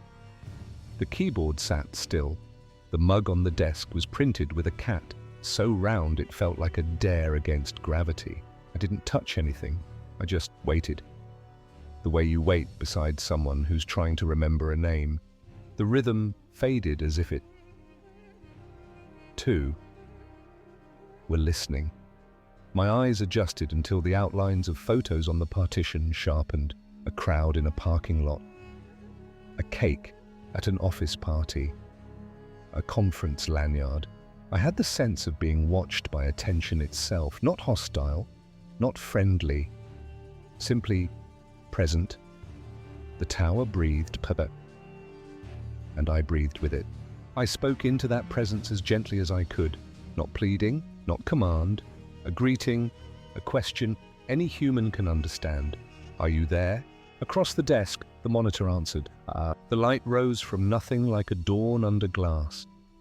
A background image surfaced, a tabby cat with whiskers that looked like white handwriting. Folders waited in tidy rows. My hands hovered uselessly. Either I was wrong about everything I knew, or I was exactly as right as I feared. On the screen, letters appeared one by one. Thank you for noticing us, David. I didn't panic. Panic is messy. And I hate mess. I steadied myself with the mop handle, a ridiculous talisman, and read the words again. Are you okay? Do you need help? I typed. Every keystroke feeling like a trespass. If someone had set this up as a prank, it was cruel. If not a prank, then this was a conversation across a kind of distance I had never bridged. The reply arrived in lines, careful at first, then gathering momentum as if caution were melting. We don't understand what happened. We were on the road, we had work to deliver. We blinked. And then we were back here, where we always are. We keep trying to do what we did before. We open files, we draft emails, we push the numbers around, we try to finish, but we've been trying to finish our work and nothing saves properly. The names behind the voices were the names on the desks: Jennifer Walsh, Marcus Chen, Sandra Rodriguez, Thomas Mitchell. Not characters in a story, people with plants and mugs and bad office chairs. People I'd greeted in hallways without being seen. The way service workers and ghosts share the same talent for invisibility. I wanted to argue with reality. Well, instead, I asked what any co-worker would ask after a disaster. Who have you told? What do you need? The answer was heartbreaking for how matter-of-fact it felt. We've told nobody because nobody hears. We need to finish before we can rest. There's a presentation to polish, numbers to reconcile, notes to sort. Deadlines didn't die with us. We can't be dead. We have too much work to do. The building had absorbed their urgency the way carpet absorbs spilled coffee. It held the shape of it, even after the liquid was gone. I thought of the memorial bouquet in the lobby weeks earlier. I thought of the way that floor had been quiet for a day while a manager gave a speech about dedication. I thought of contractors wiping away tears and getting back to their desks because rent doesn't pause. I asked their permission to look deeper, then walked back to the lonely terminal by the freight elevator. The logs laid the pattern bare. Exactly when the office emptied out, and exactly when the ghost work began. Systems interpreting attention the way seismographs interpret tremors. You could trace the arc of effort, a burst of activity, a lull, another burst. If you've ever stayed late to finish something nobody will remember in a week, you know that curve. When I returned to the desk, a new line waited for me. Shy as a hand half raised in class. We're worried that stopping means not existing. We spent years being the reliable one, the fixer, the last to leave. What? left of us if we let go. I didn't have the right to preach. My job is not a pulpit in this, but I also knew that if I said nothing, the office would keep answering itself until the end of construction or the end of the world. Whichever came first, I set my fingers on the home row and did something I'd never done. I wrote to the dead like they were colleagues I could help. The work isn't important anymore, I typed. You need to let go. Not because your work didn't matter when you were here. It did. It fed families. It paid mortgages. It kept the lights on. But it is not the measure of your worth now. Silence. Not absence. Listening. I tried again, this time with details no spreadsheet could produce. Jennifer, your desk smells like vanilla because you liked one lotion and bought it in multiples when it was on sale. You hid novels in your bottom drawer that nobody would call literature, and that made you happy anyway. Marcus, your daughter's team photo is tucked into the corner where your monitor leans. I know the way you straightened it every night. Sandra, I still find crumbs from the cookies you brought when whole project teams looked like they were drowning and you thought sugar could be a rope. Thomas, a pick wedged beneath your keyboard tells me you slipped out to open mic nights and returned smelling like the sort of room where strangers become a chorus. I wasn't trying to be poetic. I was trying to prove they were more than their tasks, that the proof existed in small things a cleaner learns. The cursor blinked. Then a line appeared so vulnerable I wanted to touch the screen. We're afraid that if we stop, we'll fade, that nobody will talk about us, that our names will be in a file and that's all. I told them the truth I'd learned from scrubbing conference rooms after late meetings. People remember kindness louder than deliverables. Your lives mattered, I wrote. And then, because I wanted to borrow their own language and feed it back as medicine, but they mattered because of who you were, not just what you did for work. The office felt full without being crowded. Attention leaned closer. I added something else. News I had half-checked on my phone during a break.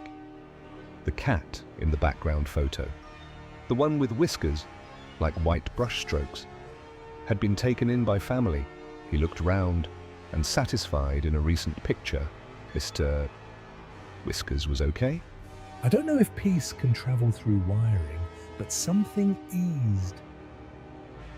For the first time since the keyboards had found their rhythm, the air settled. The presence wasn't pushing anymore, it was waiting. I asked a question I knew could hurt. If there were things you needed to say, now would be the time, not to the company and to the people who made you more than your job titles. We can try to carry messages beyond this building. The reply blossomed in separate windows as other screens woke along the row. I stood and walked the aisle, stopping where each monitor joined the conversation. On one, a sentence arranged itself into a single, clear thought. Tell my daughter I'm proud of her. It wasn't tell her to be strong or tell her to work hard. Pride, pure and uncomplicated, as if the writer finally allowed himself to admit he had stopped measuring love with productivity metrics. Tell her to follow her dreams, not mine. On another, a domestic kindness. The recipe card for the cookies is in the second drawer under the packet of tea I never liked. Please give it to the office so they'll have a reason to gather for something other than numbers. Food brings people together. On a third, a line that did not pretend the office was the whole of life. Keep making music. The rest will manage without you. Songs outlast spreadsheets. Jennifer's screen stayed blank longest.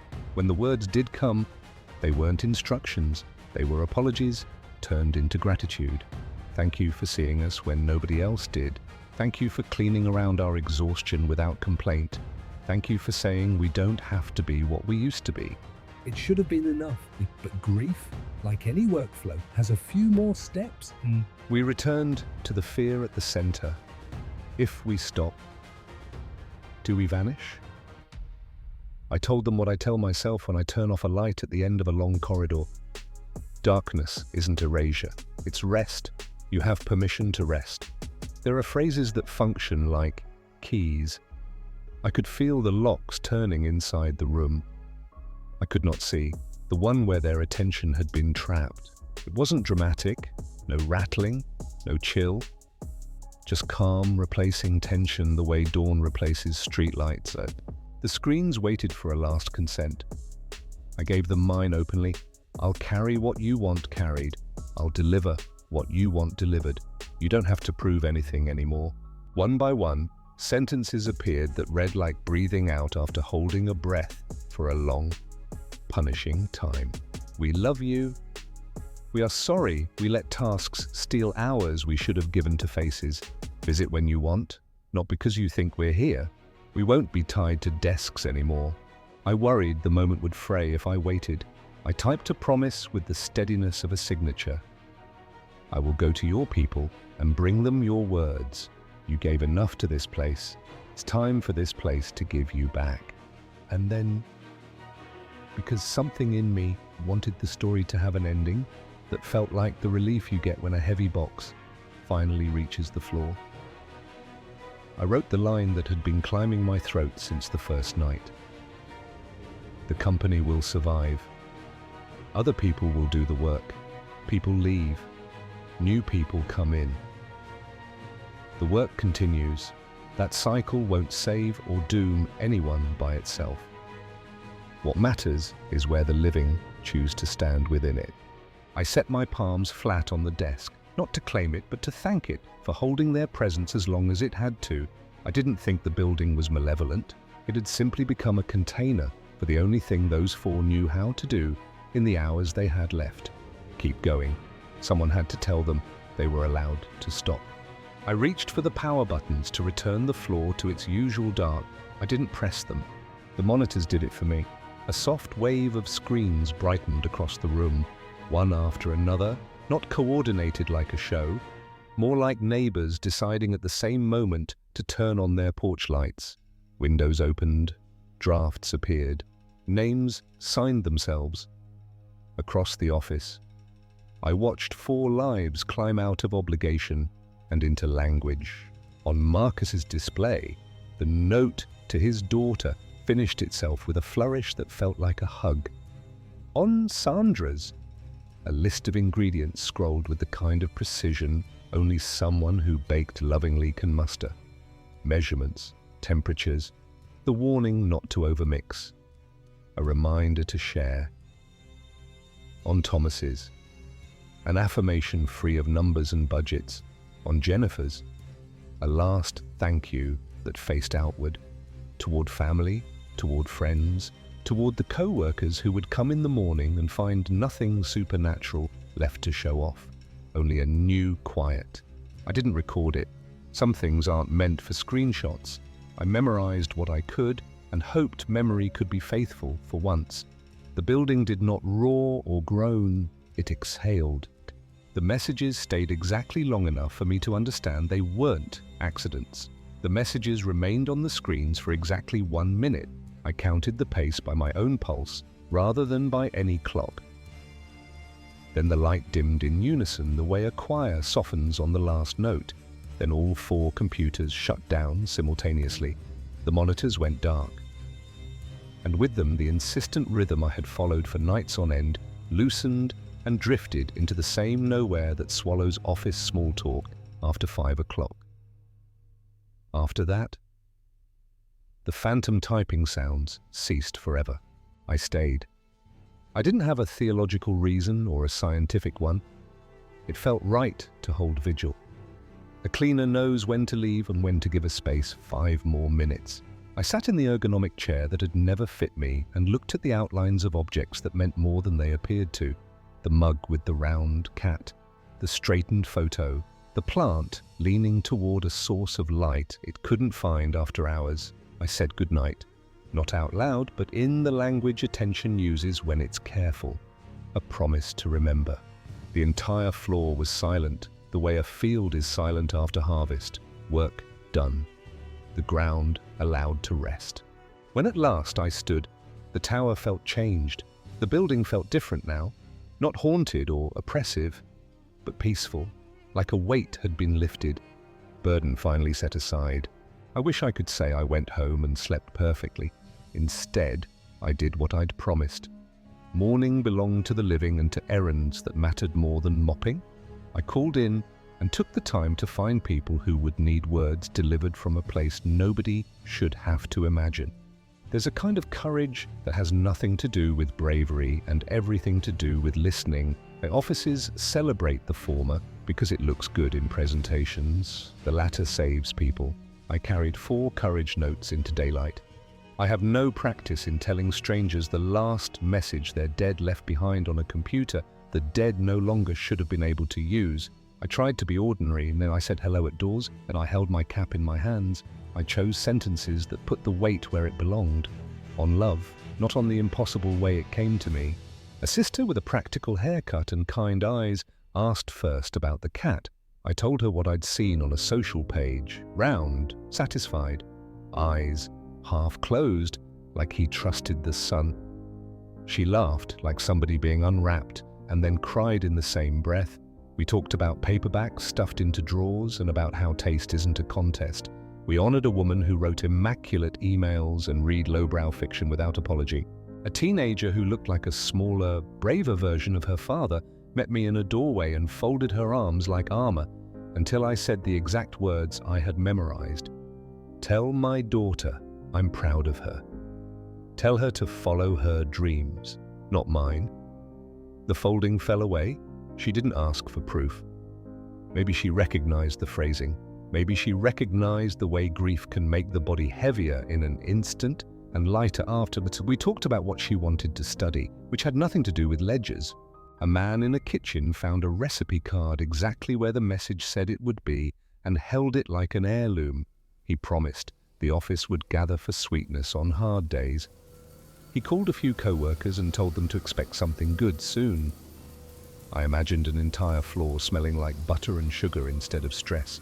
I pictured someone saying out loud, "She would have liked this," and meaning not the cookie but the gathering.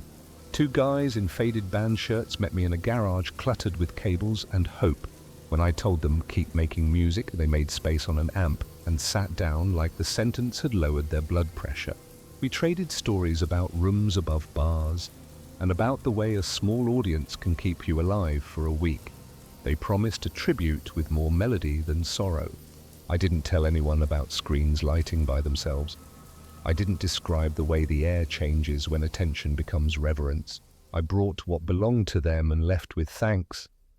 And in one house, a plate of something still warm. We don't get many thank you plates in my line of work. I put it on the passenger seat of my car and didn't eat until I parked behind the tower again. Some rituals should be completed where they started. Back on the floor where the keyboards had learned to be quiet, I stood by 4 empty chairs and practiced the most ordinary act there is, leaving people alone. And I do it after meetings when executives spill onto the carpet and drop crumbs of strategy for maintenance to vacuum. I do it when night guards need 10 more minutes of radio chatter before they can stand another round. I did it then for co-workers who were no longer co-workers, who had become something softer and larger than their cubicles. I turned off the last light with my elbow the way you do when your hands are gloved. The tower did not answer. It didn't have to. In the weeks that followed, a change rippled through Hartwell and Associates so gently you might miss it if you didn't mop in circles the way I do. People left when their eyes told them to, not when the clock shamed them into staying. Vacation requests began to look less like guilt and more like plans. I saw 2 separate lunches last longer than an hour, and nobody apologized in the hallway for smiling. The plant at Thomas's old desk moved to a window where it could find daylight. The ceramic cat mug stayed, washed and waiting like a memory you keep because it's cheerful, not because it hurts. Nobody filed an incident report saying the building had been haunted, and nobody submitted a help desk ticket about phantom drafts. There was nothing to document. And no forms exist for anxiety removed from premises. Still, I could have written one if they'd asked. Cause, compassion, action, listening, result, rest. I didn't hear the pattern again, not on that floor, not anywhere, but there were nights I paused and tilted my head out of habit, expecting to be corrected by the familiar cadence. It never came. When I thought of the row of desks, I did not feel a pull. I felt a completion. the way a well-made bed makes a room instantly more bearable. I remain a cleaner, but I am not a medium. I do not want to turn my rounds into a story about what I can do. So I want it to be a story about what anyone could do in a place built to grind. It takes less authority than you think to tell tired spirits, living or otherwise, that they may lay a burden down. If you require an ending that explains everything, I can't help you. If you require an ending that heals something, I can tell you what appeared in me after their last messages faded, a refusal to measure a life in output, a decision to speak gently to desks when I pass them, and a habit of reminding people that love is legitimate labor and pays differently. Sometimes, late in my shift, I stop at the row of 4, where attention once wore itself thin. I don't say anything that resembles a superstition, and I just let my breathing lengthen until the air reflects it back like a mirror. A good night is when quiet becomes a kind of conversation, and I have memorized one last sentence because it belongs here, like the building's address belongs on the door. Some lessons, David realized, are too important to stay buried with the dead. This one didn't. It rose, walked the floor, found the break room, and then traveled home with everyone who had the sense to hear it. And if you want to know whether I believe in ghosts, I'll say this. I believe in people who care so fiercely that their attention outlasts them. And I believe in rooms that learn to be kinder. I believe in work that knows when to step aside. And I believe in endings that are really permissions. We don't exist to keep every light on. We exist to choose which lights matter and when to let morning take over. We're somewhere else now. Somewhere peaceful. That's what their words meant, even if they didn't type them exactly that way at the end. They didn't need to. The office said it for them by the way it felt the next night, by the way it still feels when I pass through, mop in hand, leaving the quiet the way I found it. Story number 5. I used to believe heat meant safety. In a bakery, warmth lifts dough and quiets the air. It promises breakfast. That night, the heat felt like a warning. I turned the dials and the ovens came alive, and every light in the basement stretched a shadow, too long to be honest. The building felt as if it were holding its breath. Some people hide behind masks. Mine was flour on my forearms, a soft white film that said I belonged. It didn't stop the sense that someone else had already claimed this place. The room that always smelled of butter and yeast carried another scent, old cloth, metal, a stranger's skin. The scent said, "You are not alone." I have handled blades, steam, and heat. I had never learned what to do with eyes I could not see. I work below street level in the concrete belly of Sunrise Bakery, where the clocks don't matter, and routine is the only ritual that keeps the world steady. I come to knead dough into obedience, to measure salt with a steadiness my life often lacks, to stretch gluten until it turns elastic and forgiving. It used to be a sanctuary, a repetition that softened every hard edge I brought down the stairs. Mix, rest, fold, repeat. By the time the city yawned awake, there would be crusts to shatter and crumbs to bless plates. That's how I kept order. That's how I kept fear small. Order ended when I walked into the storeroom and the patterns slipped. I reached for flour and felt the map of the room tilt a few degrees. Done that the storage room is an unlovely place. Poured concrete, low pipes, metal shelving. But at that hour, it is mine. The 50-party-old bags were not where I had left them. Someone had stacked them into walls. Careful as a mason, building a mouth-high den in the far corner, a cubicle of secrecy cut from sacks and silence. I peeled one sack aside. There it was, a makeshift bed, bakery towels folded into a pillow, a tattered blanket with the tired color of donation bins, and empty food containers with our logo fading under dried grease. Whoever had slept here knew which items would be tossed at closing. Hunger had found a way to lie down on my floor. Compassion rose first, then collided with what I saw next. Photographs, dozens of them, printed on regular copy paper, corners curled, toner faint in places, tape flashed dull along concrete, where each rectangle had been taped to the walls.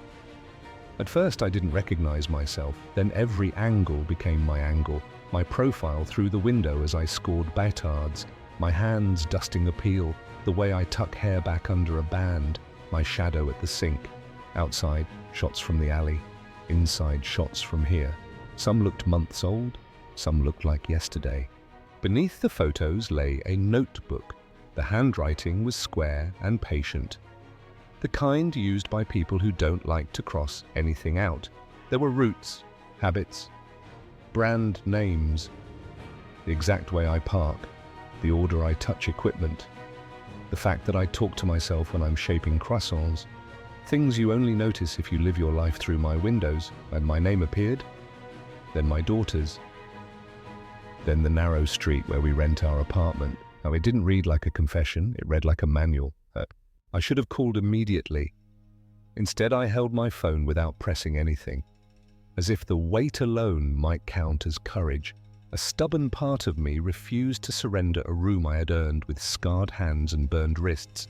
That small defiance shattered when the handle to the service corridor shifted and a slip of cooler air brushed the back of my neck. I set the notebooks face down, slid behind the flower barricade, and made myself thin. Rubber soles found concrete with a measured rhythm. Whoever was out there knew how to move without scraping metal or singing the racks. He knew where the floor dips and where it bumps. He knew the turns in this maze. I know them too, but not like that. His steps had the unhurried calibration of someone who had rehearsed the path until his muscles could walk it in the dark. Elena. The voice carried a practiced quiet. Male, middle-aged, the sort of gentleness that makes your stomach tense. I know you're here, he said. I saw the lights. The softness of it pried under my ribs. Calm people can be the loudest kind. He stood in the doorway, a tall shape flattened by shadow, as if the room had pressed him into a silhouette.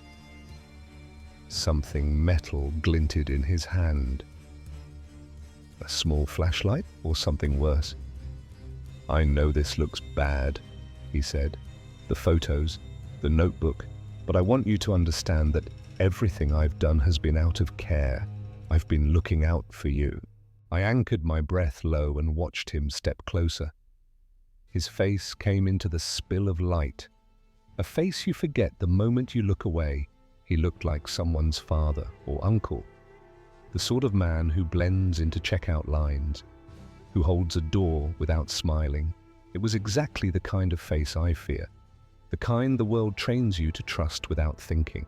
He spoke about the block where I live. He spoke about the marriage that split along unpaid promises. He spoke about my daughter, about violin strings and after-school pickup, about the nights I come home with butter in my hair. His knowledge wore kindness like a coat. I can help you, he said. I have savings. We could be a family. My thumb slid over the screen I'd already opened. The emergency number waited, bright and ready.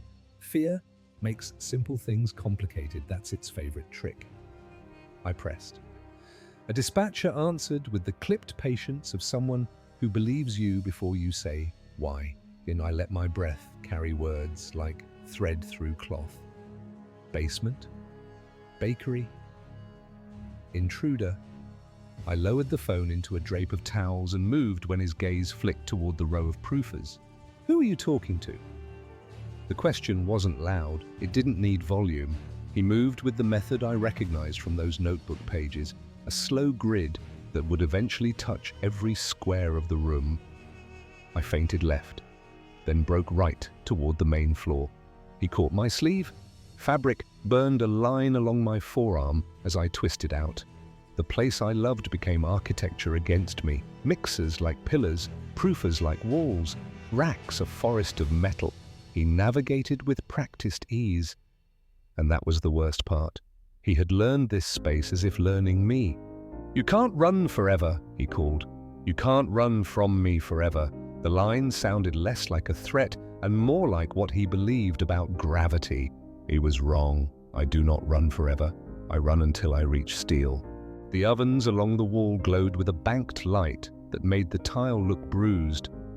I had preheated them without thinking. Heat shivered the air. Heat transforms. And it punishes carelessness. Stepped backward toward the largest door. He followed, eyes on my hands, voice sliding back into that credible steadiness. "I can keep you safe," he said. "People out there mean harm. I watch so you don't have to. It's not a crime." "You watched my child," I said. Saying it tore something loose in me. "You wrote her bus stop down. I kept her safe." He answered. "Do you know how dangerous sidewalks can be?" I've been watching Sophia's route home from school, making sure no one bothers her. He said it the way someone might describe returning a library book. Routine, righteous. Rage can scatter a mind. Mine sharpened it. My hand found a wooden pin on the counter.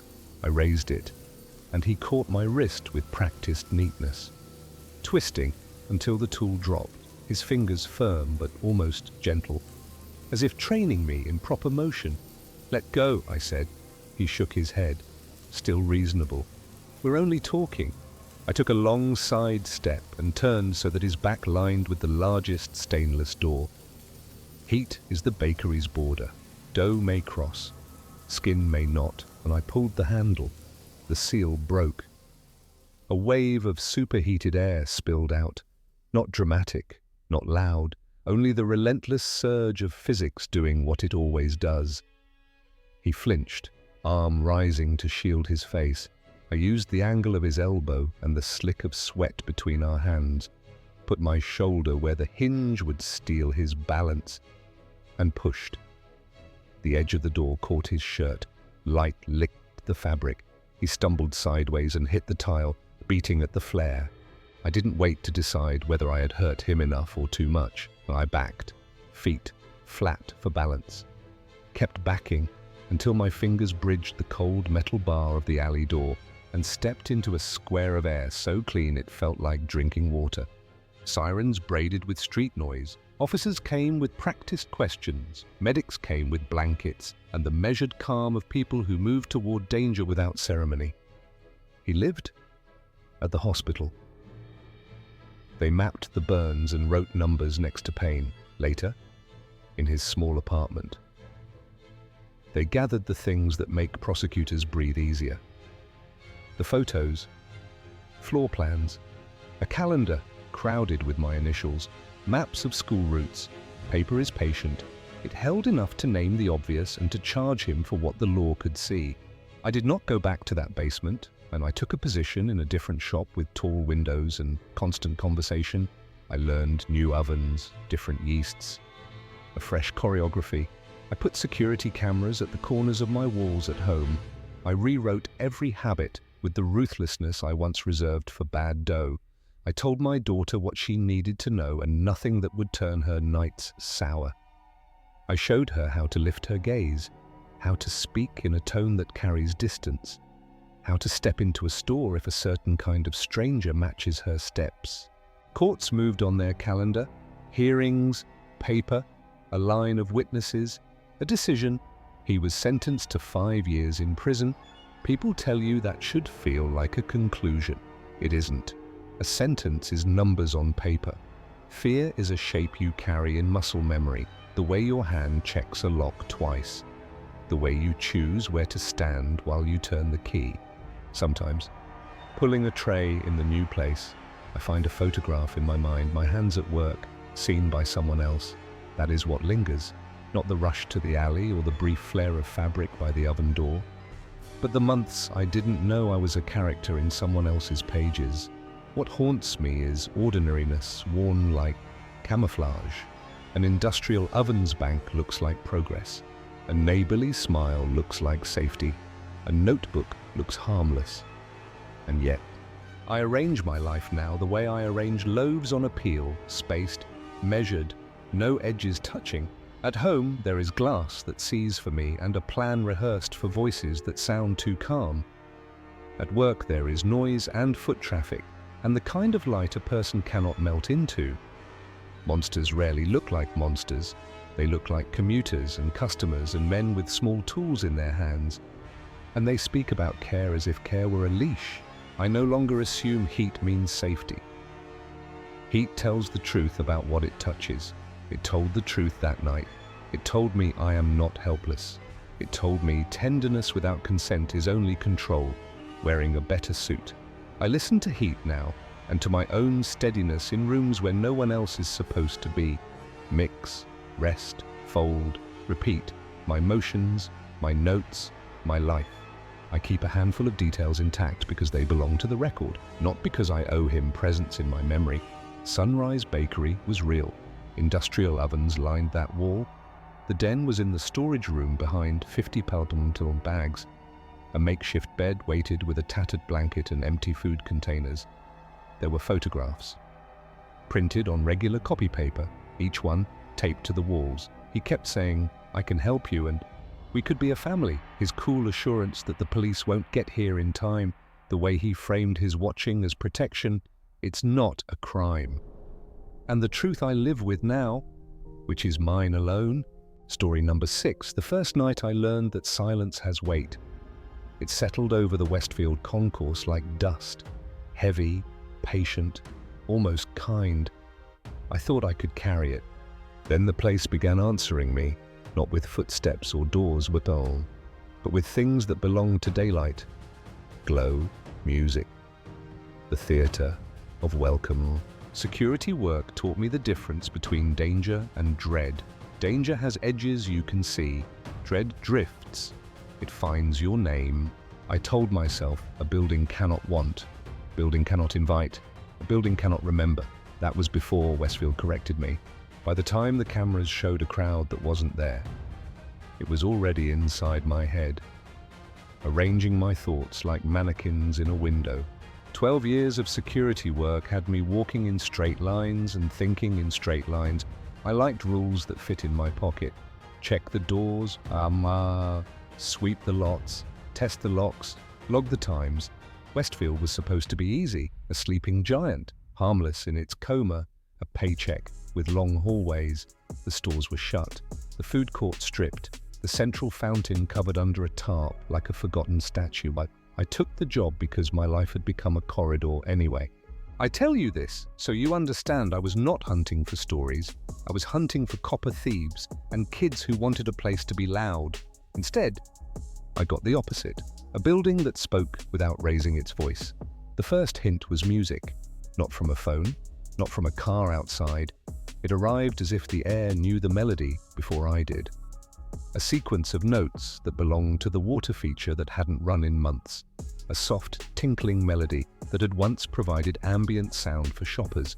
I'd heard it 1,000 times when the mall was alive, and I'd filed it under benign, but at night, with the fountain dry and the pumps dead, those notes turned into a question. I took my flashlight and crossed the tiles. The tarp lay where it always did, cinched with cord. No water, no hidden speaker. The sound receded the moment my light touched the fountain's rim, as if the room inhaled and held its breath. I told myself about faulty circuits and ghost charges, catalogued the rational things I could write in an incident report. Then I heard what I didn't want. The casual blur of human talk. The public murmur that makes any mall feel safe. The kind of background noise that used to fill this space when it was alive with shoppers and families and teenagers hanging out after school. It gathered at the edges like fog. It knew where the benches used to be. I kept walking. When I reached the main drag, the ceiling strips ahead of me lifted themselves in sequence, a brighting, one by one, as if a welcome mat were being unrolled. Behind me, darkness closed the door I just passed through. My pool of light moved with me even when I stopped and tried to trick it by stepping backward. It was as if the building was responding to my presence, coming alive to accommodate my patrol route. That line, I admit, isn't new. I thought it before I said it.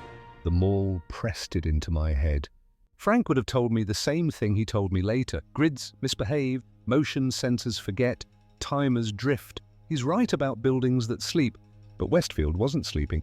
It was practicing hospitality. I stood under the bright strips, and felt the old salesmanship tighten a tie and clear a throat. In another life, I would have shrugged, logged a lighting anomaly, moved on. That night I lingered because the world outside Westfield had been busy ignoring me, and the world inside had just made a small, considerate bow. The escalators chose their moment. Their metal steps slid into motion in a rhythm that once meant customers, returns, movie tickets, pretzels. I rode up because my legs remembered how, at the top, the opposite track woke as if to say, "Try me." When I switched, the first one rested. I let myself laugh, not out loud, but inside. The kind of laugh you allow yourself when nothing fits and you're too tired to force it. It was like the mall was inviting me to play a game of follow the leader, using its abandoned infrastructure as game pieces. That feeling, too, is old. Westfield used to survive on the game of attention. Back in the office, the monitors punished me with honesty.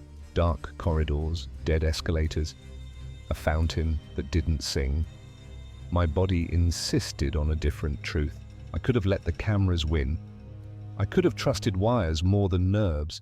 Instead, I decided to test it.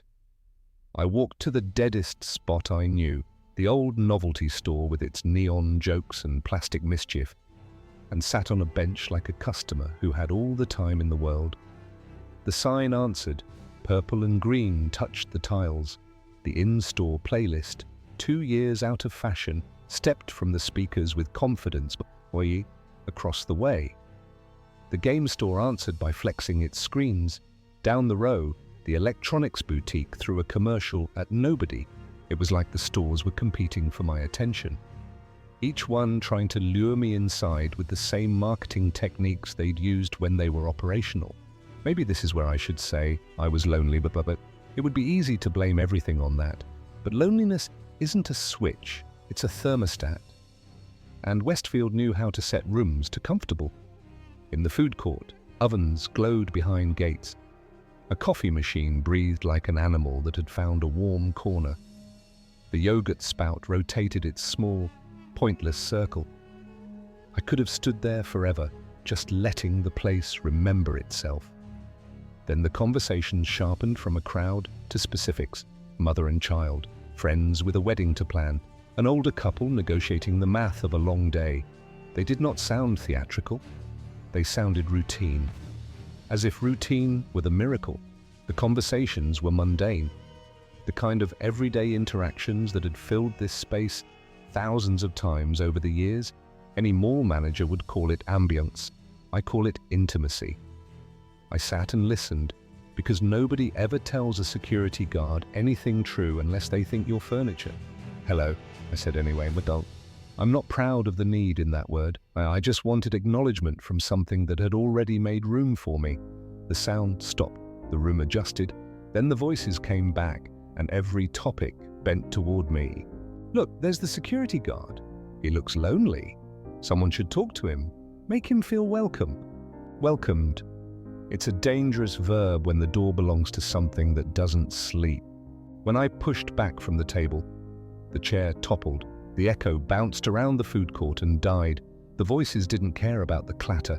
They cared about me. There's always room for one more. That is a sentence stores whisper with sales, managers print on banners, and tired fathers say to make tables larger. I heard it in an older woman's tone. All generosity, no edge, then a chorus braided out of a dozen lives. Stay, keep company, be part of the pattern. They offered a cure for the symptom I would not name. I ran, though there was nowhere to run to except another length of floor. I passed the obedient lights and the escalators that timed themselves to my arrival. The storefronts made their soft theater with filtered glow and perfect signage. I learned something every guard learns. You can't outpace a building. You can only change rooms. The office felt like a box the world had forgotten. I took the radio like a lifeline and called Frank. I wanted instruction, policy, bureaucracy, a stack of words as tall as me to hide behind. I tried to explain what hospitality had turned into. The stores are turning on by themselves. The escalators are running and there are voices everywhere. Frank told me about circuits and fatigue. He told me to sit. He told me help was coming. They reached me too late to stop what happened next. The voices had found the PA, an old network of ceilings and vents designed to herd crowds.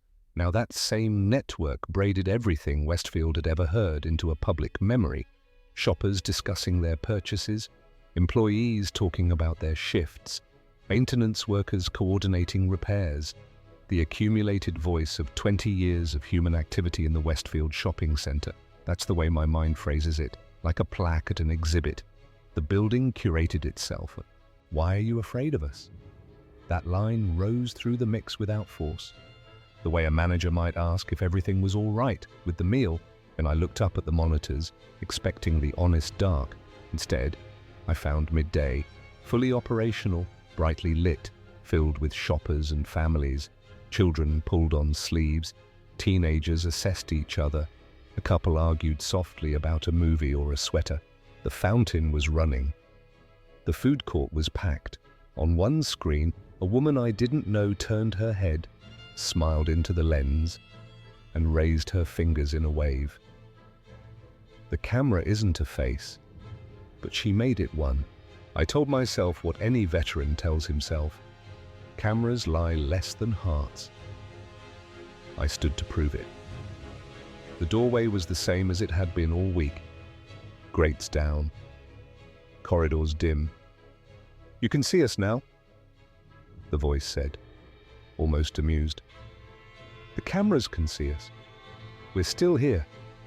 Jake, we never left." It used my name like an old friend does, with ownership. When they closed the mall, they closed our world.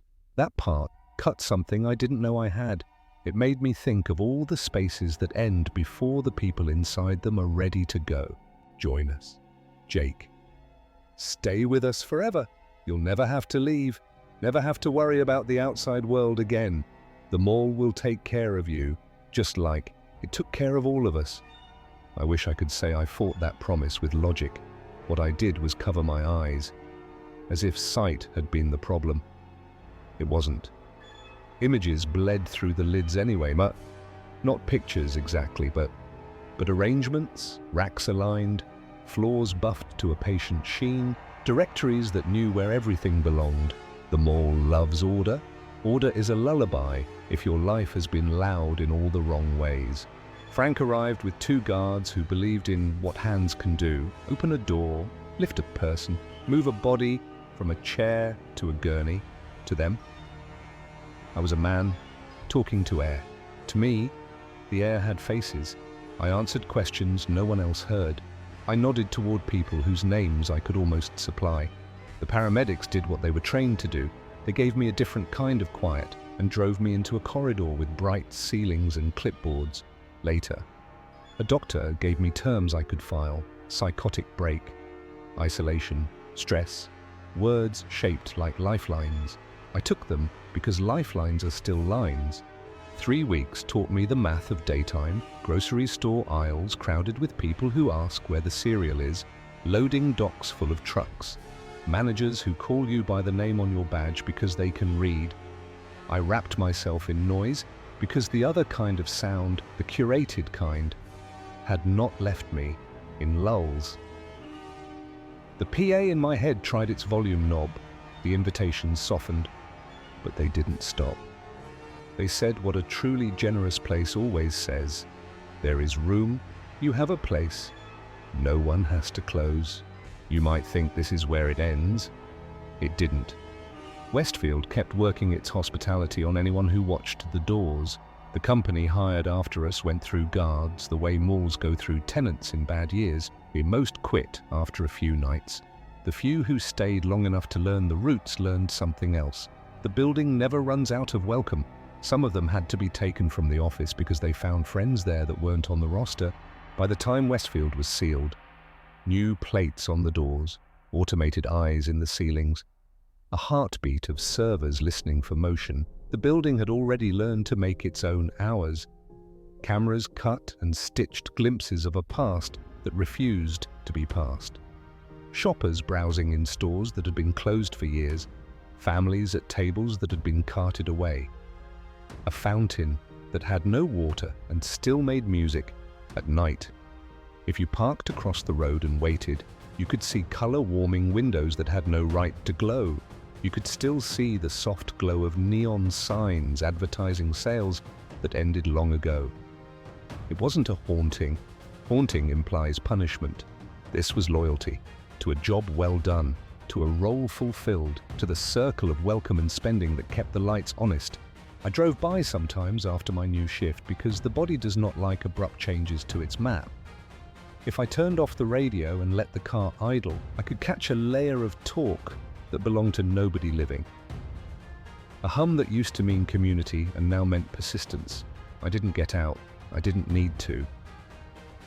The temptation wasn't entry. It was agreement to become part of a script the building knew better than I did. The mall will take care of you. That line followed me the way a jingle does, not profound, just engineered to fit. I learned not to hum along.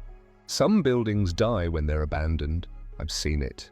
Roofs sag, signs lose letters, stucco powders under daylight. Westfield chose another path. It practiced the art of replay, not in anger, not in grief, but in devotion. There's relief in repetition if you're the kind of person who measures the world in loops, if your shift is a circle and your logbook is a list of completed turns.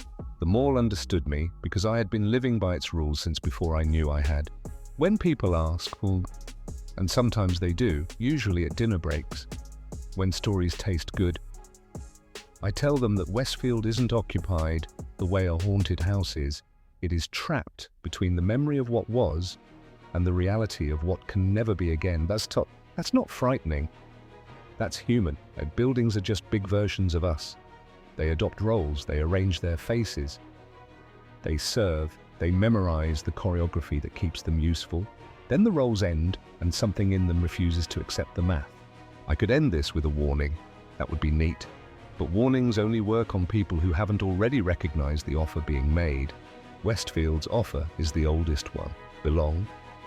If you have ever felt the rest of the world move on without you, you know the gravity of that. It requires vigilance to stay moving when a place you cared for opens its arms and says, "Stay with us." I keep that vigilance the way I keep my first uniform. Tucked away. A reminder. So here is the truest sentence I can give you. The mall never forgot what it used to be. You can drive past and check my work. You can listen through your closed windows on quiet nights. The building will do what it always did: organize, display, invite, and there's always room for one more in the food court of the Westfield Shopping Centre, where it's always opening day and the sales never end. If you hear that line and it warms you, keep driving. If you hear it and it hurts, keep driving faster. Either way, wave at the cameras. They're very good at seeing. Story number 7. The first time I felt watched at Sunset Manor, it wasn't a sound, it was the weight of a gaze settling on the back of my neck, like a hand I couldn't brush away. An old woman with a clouded mind gripped my wrist and looked suddenly young with certainty. The kind of clarity pain grants to prophets. Something moved above the nurse's station and left the air tasting like dust and secrets. Keys can open doors, but they also tell stories when they scrape metal. In our building, their stories were about passageways no one should know by heart. By the time I understood what Margaret was trying to protect me from, the ceiling had already learned my name. I used to think familiarity was a form of armor. 6 years on nights inside Sunset Manor had taught me to read wandering footsteps from a bedpan's distance, to tell grief from confusion by the way a mouth holds silence, to swallow the quiet that follows a last breath. I could map the building by memory. The hum of the vending machine, the cool spot under the vent in the charting nook, the window that never stopped reflecting the lamp outside. Familiarity made me bold. It also made me blind. Margaret Henley. who spent her days staring through glass into a garden that had only ever belonged to caretakers and sparrows, reached for me during rounds and closed her hand around my wrist. She didn't tremble. Her fingers were papery and fierce. "He's in the walls," she said, and her voice was so sure I forgot to correct her gently. She lifted her chin, the way you do when you're tired of being dismissed. "The maintenance man, he's been watching you through the walls." I swallowed my training. I did the calm voice and the soft smile and the small cup of pills. Inside, the words crowded out protocol. I told Margaret I would look into it. I told myself I already had, 100 times before. Every night when the building settled and the roof spoke in metal tongues. Still, when I left her room, I paused near the nurse's station and looked up. Sometimes a ceiling is only a ceiling. Ours had tiles that bowed a fraction under their own weight, hairline shadows that aligned like a gridded map. Above my usual chair, one tile sat just a little crooked, shifted as if it had shrugged at the building when no one was watching. I told myself it was nothing. Then I stood on a chair and lifted the corner anyway. I expected darkness and lint. I found breathless space, a low service corridor crisscrossed with beams and cabling, the skeleton of the building resting its elbows on aluminum rails. Dust wore the memory of shoes, near the place my head would be when I charted. A neat hole speared a tile, small, careful, positioned like an eye. My mouth tasted like copper. I set the tile back, smoothed its edges into the false certainty of neat lines, and touched my wrist, where Margaret's grip had lived a moment earlier. I called supervisors. I called the number on the security magnet that promised peace of mind. I learned how easily official voices travel to voicemail. The building answered me instead, a lazy door closer finishing a thought, a breeze that didn't belong, a panel that remembered being opened. I tried to be rational, which is to say, I tried to give fear a schedule. Fear refused. Margaret didn't. She sat at her window and watched shadows. When I checked on her again, she spoke as if the present had finally arrived after decades of delay. "He carries a toolbox," she said, and the word carried a history of metal and weight. "Tall, clothes like work, eyes like secrets," she added, almost tenderly. "He knows your name." I laughed, because sometimes the last defense is a soundless laugh that tastes like denial. Then I felt the skin between my shoulders tighten and crawl, and I understood what it means when a building learns you. I should tell you this plainly. Sunset Manor is a maze built by optimists. Every problem has a panel, every panel a latch, every latch a corridor beyond. The architects imagined service routes for repairs. Spaces generous enough for quick work, yet cramped enough to be forgotten. They never imagined memory would live there. I took a flashlight and traced the perimeter with the light held low. It's an old habit. Light near the floor reveals dust that refuses to lie. On baseboards, I found smudges like fingerprints hiding in grey. On a utility door, scored arcs sat where a key had missed once. Then again, then grown impatient. The laundry, which should have been a boundary, greeted me with an unlocked smile that hadn't been there earlier. In the nurse's station, the chair where I always sat looked suddenly like bait. I wish I could tell you the building comforted me. It didn't. The walls made a slow exhale, old pipes thinking about heat and air. Above, the crawl space rustled, not the sleepy roll of a settling roof, not the soft shuffle of a resident in slippers. This was deliberate weight transferring from beam to beam. Whoever he was staying parallel to me like a shadow that had studied my gait. I chose routes I didn't usually choose. He matched them. I stopped. The sound stopped too. That's the worst part.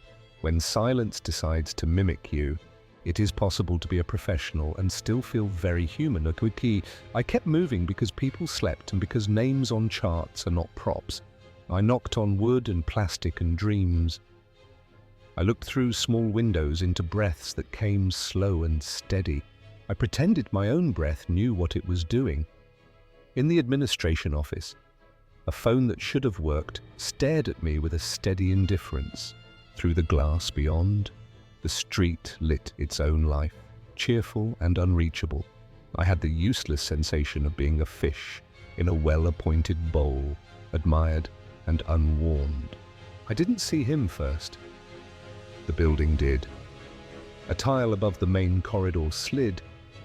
A shape unfolded walled tower. Bending like a man poured out of the ceiling. He landed lightly, too lightly for someone who belonged, his boots absorbing history without apology. He was exactly as Margaret had promised, tall, coveralls stained with a career no official payroll could verify, a toolbox that didn't sound like wrenches when it shifted. "Hello, Patricia Toe," he said, and I learned my name has weight when it comes from a stranger who has been practicing it unseen. He smiled the way men smile when they want you to try to believe them. "I've been wanting to meet you properly. I'm Carl, the night maintenance supervisor," I told him, because denial can be a weapon if you hold it like a blade. "There is no night maintenance supervisor." He shrugged with the patience of someone who has prepared the same lie for years and fed it with routine. He opened the toolbox. Restraints look small until they close. Tape is just tape until it carries a future. Metal that had kissed skin before whispered to the light. His voice warmed as if this were a date. He told me I was dedicated, that he admired the way I listened to an old woman no one else respected, that he appreciated loyalty. He said Margaret had been trying to warn people for a long time, and that most people don't understand kindness when it's watching them. He made admiration sound like possession. Fear can run, but sometimes it needs a direction. I glanced at the red pull station on the wall, like a lighthouse drawing a ship out of pride. He saw where my eyes went, and he stepped it just enough to block the line. I'd say he moved gracefully, but grace doesn't apply to someone who has turned a building into a net. "You're scheduled until morning," he said. No hour. Just the certainty of duration. And I'm very patient. Patience is a predator's favorite word. I had my own word, Margaret. It began with a voice. Not mine. The voice wasn't young or strong or guaranteed to arrive in the right order. It was, however, loud enough to decide the future. From down the corridor, clear as a bell that had chosen to be a siren. Margaret called my name and told me what to do. "Patricia, the fire alarm! Pull the fire alarm!" There are systems that sit apart from failure, because when they were designed, someone understood what no matter what really means. Fire panels don't care about blackouts. They don't care about phones or schedules or people who live where people shouldn't live. They only care about being asked. Carl lunged. I moved first, not because I'm faster, but because Margaret's certainty shoved me forward like a second spine. We hit the floor, and the world compressed to breath and weight and angles. I learned how the edges of a toolbox can find ribs the way hands find door frames in the dark. He pinned my arms and spoke softly. As if my resistance was a lack of etiquette, he reached for his tools, and I reached for a way to be impossible. The alarms detonated the quiet. Not a sound effect, not a theatrical cue, just decisive, inescapable insistence. Lights meant for emergencies decided this was one. Doors that had been borders became avenues as rooms opened, faces blinking into the present. It turns out a dozen elderly residents can be an army when their presence is undeniable. Witnesses are a light predators can't stand. Margaret stood by the panel as if she had always lived there. She looked lucid in a way that had nothing to do with memory and everything to do with courage. She didn't plead. She instructed, and the building obeyed. Carl's plan had needed secrecy and time. He had neither now. He ran, not away. Men like him don't excel at away. He ran toward the possibility of closing mouths and open spaces. He tried the maintenance shed because history lives there. Because sheds keep the sort of secrets men with too many keys prefer. He didn't count on a hallway of witnesses and the kind of attention that follows flashing lights like a vow. I won't recount handcuffs or the way authority arrives all at once when the right circuit sings. That belongs to reports and the language of incident numbers. What I will keep is the sight of Margaret standing very straight, while a firefighter spoke to her as if she were a colleague, not a diagnosis. I will keep the moment a police officer met my eyes and understood the kind of tired that doesn't wash off in a shower. And I will keep the way the residents looked at one another, as if each person had become responsible for the rest. Later, evidence would become a shape, a locker with a history no one had filed, a map of the ceiling marked, not with ink, but with use. The absence of people who had names and families and futures that had been forced to stop. Later, someone would say, 2 years, and mean it as a measure of horror. And someone else would say, fired long ago, and mean a piece of paper had not fixed anything. Later, the word victim would earn its sorrow, and the word survivor would try to hold a room together. For now, I held Margaret's hand. She squeezed as if we were practicing being alive. After nights like that, people expect you to quit the dark entirely, to choose daylight like a promise. I did move to days, and the sun did make decent company. But the real change wasn't the clock, it was the building. Sunset Manor no longer felt like a place that belonged to us, it felt like a place that had decided it would no longer lie for anyone. I visited Margaret in the afternoons. Some days she knew me. Some days she knew the version of me who was younger and thinner and had never learned to see holes in ceilings. Some days she didn't know either of us and called for a husband who existed now only in photographs and in her muscle memory of reaching.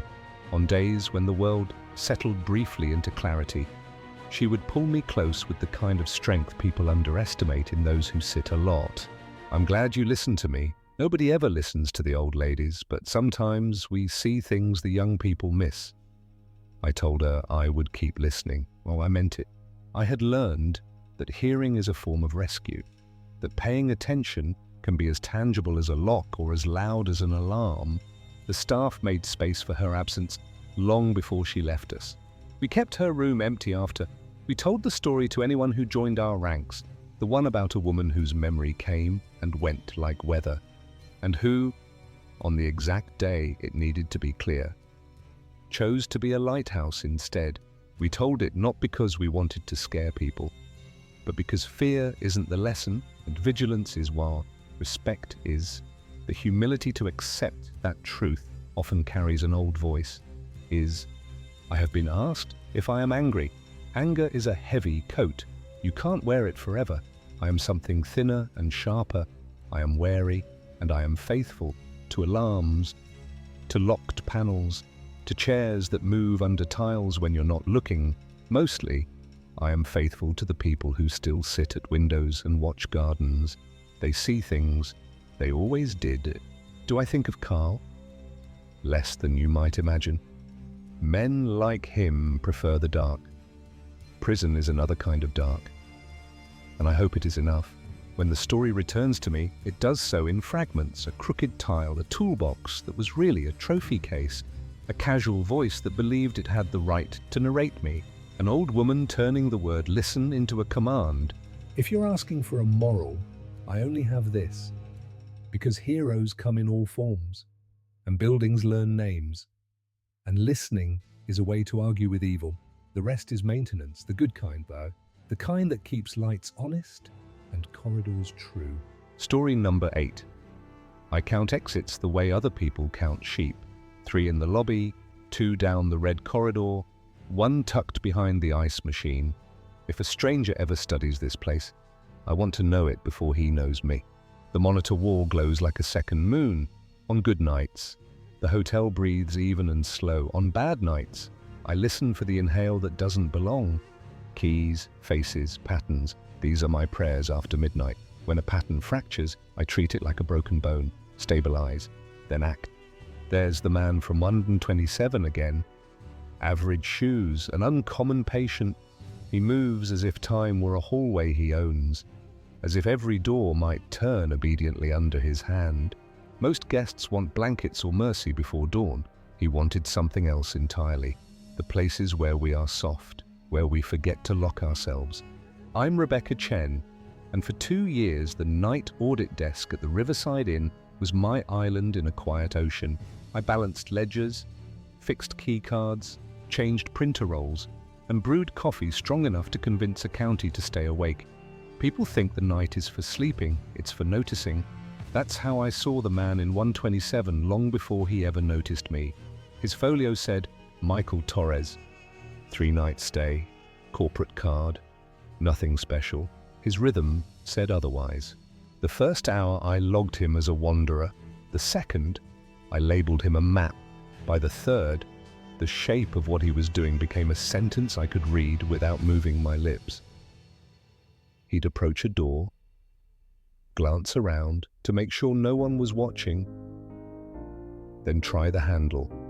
With the confidence of someone who belonged there, he wore the grace of a routine and the nerve of an assumption. On my screens, he traced orderly lines down the first-floor corridor, calm, unhurried, never greedy. Door 101 locked, door 103 locked, door 105. He paused there longer, jiggling the handle as if the lock might be loose. Then he drifted on. A cloud that knew exactly where it meant to rain. I knew the difference between lost and testing. This wasn't confusion, it was calibration. Guests with insomnia lap the hall like joggers who forgot their shoes. He worked the building like a locksmith, studying the temperament of a neighborhood. I checked the registry again. Ordinarily, people like him are a comfort. Predictable, transactional, eager to sleep and leave. He wasn't here to sleep, he was here to measure. Riverside looks gentle at night, soft signage, carpet that forgives footsteps, wallpaper exhausted by all the hellos it has held.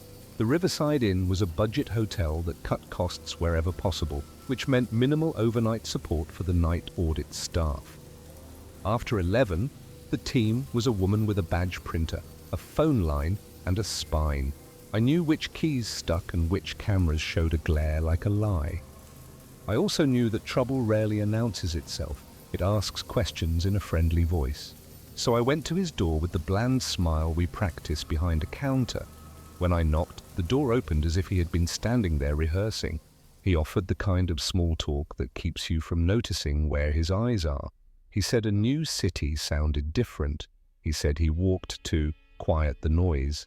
He mentioned that sometimes doors could be stubborn, that a key card might need a little coaxing, and then produced his card like a prop that justified the show. He was providing an excuse for testing door handles, setting up a plausible explanation for behavior that might be reported by other guests. Back at the desk, he leaned a shoulder between me and the phone.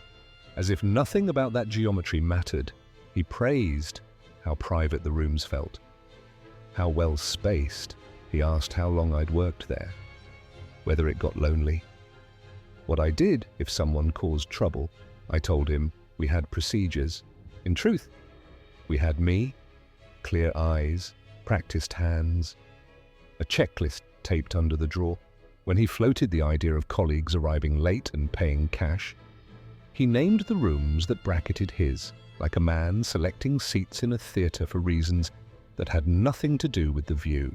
Then he mentioned the side door by the vending machines bar, the one that ought to latch from the outside but sometimes forgot its manners. I smiled the way I do when a guest tells me a secret I already suspect. After he rode the elevator up, I walked that hall and inspected the latch and scratches around the strike plate, edges that didn't belong, not proof for a courtroom, proof for me. I wrote it all down the way auditors do, line by line, verbs like fence posts, left, paused, glanced, tried, moved. Patterns are hard to argue with when you can diagram them. And while the printers hummed their nightly math, I learned something else from my cameras. His random choices weren't random. He wasn't testing families or couples. He was choosing doors registered to women traveling alone. I said their names softly the way people say prayers. Sarah Martinez, traveling nurse. Linda Wong, in pharmaceutical sales. Jessica Parker, graduate student here for a conference. Amanda Foster, real estate agent who could sell you a house and talk you into liking the streetlight out front. 4 women who deserved a boring night more than most. I called the police. I stacked facts like receipts. The voice on the other end was polite and tired in equal measure. "We'll increase patrols in the area," the responding officer assured her. "But unless this guy actually does something illegal, there's not much we can do." I stared at the monitors and felt the future moving toward us in a shape I recognized. Rebecca knew that by the time Michael did something illegal, it would be too late for whoever became his victim. But that sentence is easier to read than to live with. So I decided not to wait. Desk clerks are supposed to apologize for inconveniences and hand you a mint. Some nights, our job is to be the apology you never need. I called each woman with a story about a water leak and offered a move to a renovated floor. I promised a discount I wasn't allowed to grant. I promised safety without saying the word. They were tired. One was mildly annoyed. One thanked me like I'd just carried her suitcase up the stairs. Like each took a new key. I turned their old rooms into decoys, beds smoothed, lights at a low, blinds set at 3 inches. We do theatre well. Those of us who work nights, we make scenes look natural enough to fool anyone who wants to be fooled. I phoned the owner and the security company, layered notice upon notice. Someone on the other end told me 20 minutes. I decided to make 20 minutes mean something. When his colleagues arrived the following night, they wore clothing that wouldn't be remembered, faces that wouldn't be noticed, eyes that measured corners. They asked for rooms beside his. I smiled, checked, and put them a floor higher. They didn't argue, they didn't have the right words for their real reason. Predators rarely want attention before they take what they came for.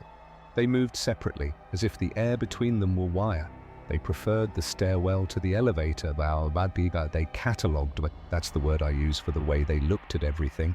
If you've worked nights long enough, you can tell when someone is shopping for exits instead of snacks. I watched them carve the building into routes.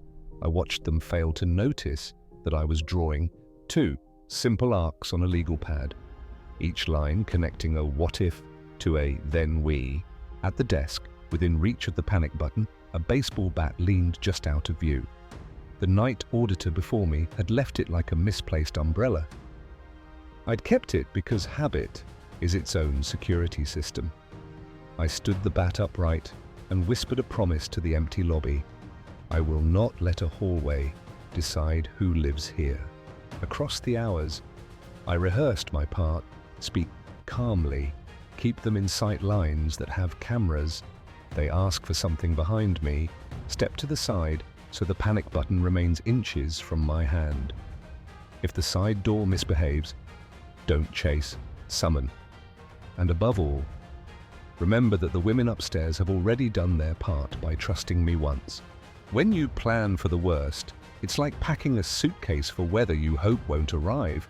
You choose layers, you choose redundancy. I reset the locks on the decoy rooms. I called the rooms on the 4th floor and told my women to put their chains on. I was not embarrassed to ask them to text me their first names before they fell asleep. Not for my report, for my heart. Sometime after 1, I felt it more than heard it. The way a building changes its posture when it's about to be tested. The air goes thoughtful, and even the vending machines seem to hold their breath. I brushed a hand across the phone console and pictured the city grids beyond our little neon island. There are nights when you're not waiting on luck, you're waiting on nerve. At 2:15, the indicator on my screen changed color. The side door, which I had coaxed into better behavior, remembered its old tricks long enough for a man to slide inside. I watched him move across the corridor with the confidence of someone who believed the building belonged to him. He moved through the 1st floor corridor like he owned the place, heading directly for room 105. Upstairs, the other two drifted toward the old targets, pausing like fishermen facing an empty dock. I pressed the panic button. The signal sprinted away through wires, and somewhere a dispatcher's console lit. I did not wait behind the desk and hope. Hope is a coat you wear over a plan. It is not the plan. He entered the lobby with the friendliness shaved off his face. He named the room numbers like he was ordering from a menu. He asked where they were. I answered the way a coin answers a question about which side it prefers. By refusing to flip, he studied my hands, my posture, the space between me and the office door. He called me a hero with a tone that meant trouble.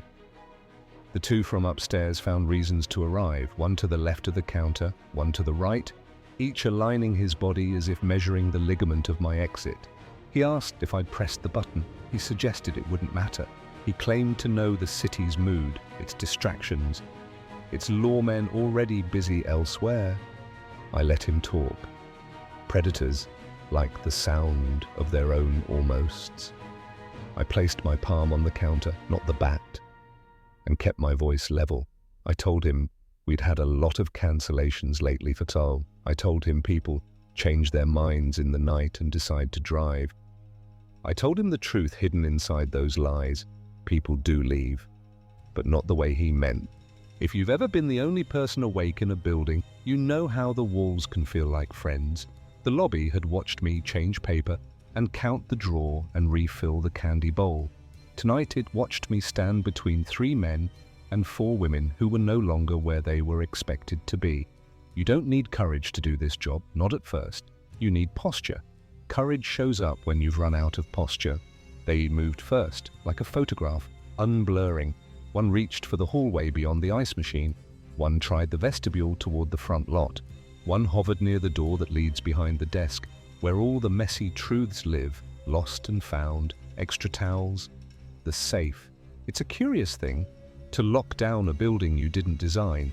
It feels like asking a stranger to trust you. They didn't go far. Police units bracketed the outside angles of our little kingdom. The doors I had persuaded into obedience stayed that way. In the end, the arrest report sounds almost boring compared to the ache in my bones. All 3 men were arrested in the parking lot trying to escape through windows. Search warrants spoke the rest.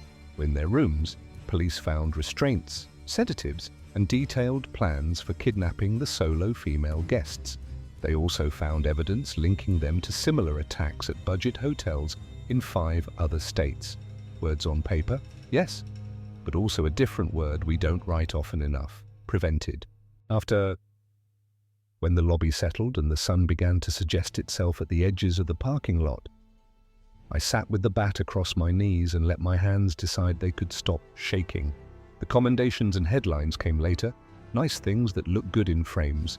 That morning, I kept what mattered: 4 room keys, no longer needed, 4 names I could finally say without clenching my jaw.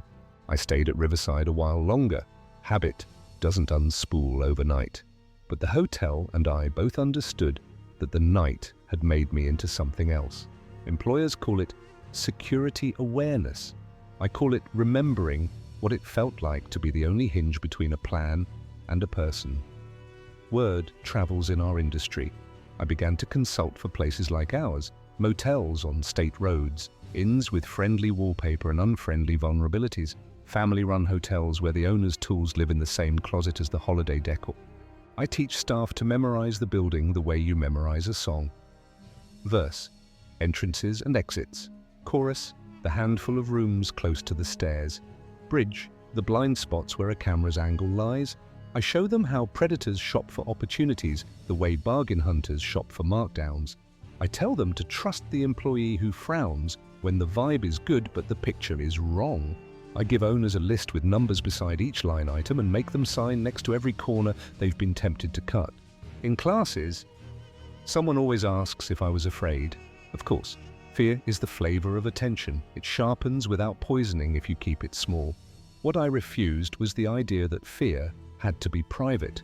I spoke mine out loud in the shape of phone calls and checklists. In the tug of a latch corrected, The difference between a near miss and a headline is sometimes only a woman with a badge printer who knows where the spare batteries are. When we talk about villains, people imagine teeth and leather gloves, the theatre of badness. I change the slide and show khakis and polos, rolling carry-ons, corporate cards, danger dressed like Tuesday. Then I write a sentence on the board and don't erase it. This was a predator assessing vulnerabilities, gathering information about security measures and response times. The point is not to make you jump at shadows. The point is to train you to notice the shape of a hand on a handle. Guests sometimes message me afterwards and they say they slept better because I made them nervous in a useful way. I'm okay with that contradiction. I've learned that safety isn't the absence of worry, it's the presence of practice. I tell them the line I carry in my pocket like a talisman and a dare. Sometimes, the most dangerous predators are the ones who look completely normal, who blend into everyday situations until the moment they decide to strike. The room always goes quiet at that. Then we begin the part where quiet becomes skill. If you're reading this at a desk with a phone and a stack of check-ins for tomorrow, I'm not telling you a ghost story, I'm handing you a toolkit disguised as a memory. Look up once more at your monitors, mark what repeats, steady your voice for the call you might have to make. Tell the new hire that their instinct matters as much as their script. Exceptions are where danger rents a room. Do the small things loud. Tape an emergency list where the eye lands first. Walk a lap with a flashlight, even when you don't think you need one. Practice pressing the panic button with your eyes closed so your hands know the distance in the dark. Store a spare radio battery in a place you would find if the lights misbehaved. Schedule your what-ifs the way you schedule laundry pickup. And talk about money. Owners love to defer anything invisible, but invisible is where safety begins. Cameras that don't lag, latches that don't beg to be fixed later. Policies that don't treat a solitary night worker as a rounding error. I've watched budgets pretend to protect people they have never met. I make those budgets answerable to the person sitting alone at 2 in the morning. I also talk to travelers, ask for a room near the stairs, keep your name off the loud part of the check-in, decline ground floor convenience when you can. Trust the clerk's face before you trust the decor. If the person at the desk tells you they don't like something they can't yet explain, thank them and do the thing they ask. That's not paranoia, that's community. There's a line people like to say about heroes that fits on mugs and plaques. I'm not fond of mugs or plaques, and I prefer the sentence I wrote at the end of a report on a morning when the sun finally arrived and found us all still present. Sometimes they're just night shift workers with good instincts and the courage to act when everyone else says there's nothing to worry about. And the line that belongs next to it, because heroes don't always wear uniforms or carry badges. I kept the bat, by the way. It leans in a new office now, visible enough to start conversations and plain enough to remind me that theatre matters. We upgraded our systems, yes, but the best upgrade we made was cultural. We learned to treat attention like a skill, not a mood. People ask what happened to Michael Torres, the name printed on 127's folio. There are files with numbers and affidavits with signatures, evidence envelopes with barcodes and chain of custody logs. Trials take time. Paperwork takes patience. Closure is its own patient animal. What matters to me fits in a smaller frame. 4 women left my building with their names still theirs. They send holiday cards sometimes. They don't mention that week unless I do. That's how it should be. Safety is loud while it's working and silent when it has done its job. When I turned in my resignation at Riverside, I walked the perimeter one last time. I pressed my palm against the side door and felt the heft of the new hardware. I told the vending machines goodbye and the postcard rack too, and the particular squeak in the 3rd stair I once memorized and told only to a maintenance worker who had earned the secret. No one applauded. A quiet building and a tired clerk had done what they were supposed to do. Hold. I drafted this account because people like stories with neat arcs. A villain, a plan, a reversal, a rescue. Keep the smaller things instead, the way a stranger's eyes inventory a room, the tone a question takes when it is actually a probe, the fact that a colleague arriving after midnight is a sentence worth interrogating. Keep the names, Sarah, Linda, Jessica, Amanda, not as talismans, but as reasons to act without perfect proof. Sometimes, leaving a place is how you honor it. I teach elsewhere now. I ride elevators that open to lobbies. I don't run and watch the clerks who do, admiring how they lean into their shifts with humor and a stack of key sleeves. When I see a new night auditor tracing the frame of a door with their eyes, I know they've learned the most important thing. You don't need to know everything. You need to notice. That's enough to begin. The rest is decision and action in that order. When rooms fill and strangers sleep within a few inches of a corridor, we create an agreement as old as hospitality itself. I'll rest because someone is watching. On my watch, I honored that agreement. On your watch, I hope you will too. If you ever find yourself staring at a screen and wondering whether what you see qualifies as enough to call, let me save you the trouble. Enough is the moment you ask the question. And if anyone ever asks how I knew what to do that week, I tell them the truth we've practiced together here. I didn't know. I noticed. I decided. I acted. Then the night had to become a different kind of night. There's one last line I keep for the final 5 minutes of every training. I show the clip where he steps into the lobby and realizes the women are gone. He looks at me like a magician, staring at a trapdoor he didn't know existed. I freeze the frame there and let the room fall quiet.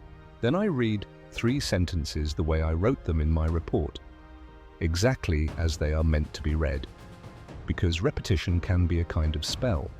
Sometimes the most dangerous predators are the ones who look completely normal, who blend into everyday situations until the moment they decide to strike. They also found evidence linking them to similar attacks at budget hotels in 5 other states. Sometimes they're just night shift workers with good instincts and the courage to act when everyone else says there's nothing to worry about. I lock doors more gently now. The glass deserves kindness. It kept secrets when I needed it to. The side door learned its manners. The cameras remember more than they used to. The bat waits where it can be seen, and the sentence on my whiteboard never changes. Attention is not fear, it's love with a job to do. Story number 9. They told me night work is simple: count, stack, go home.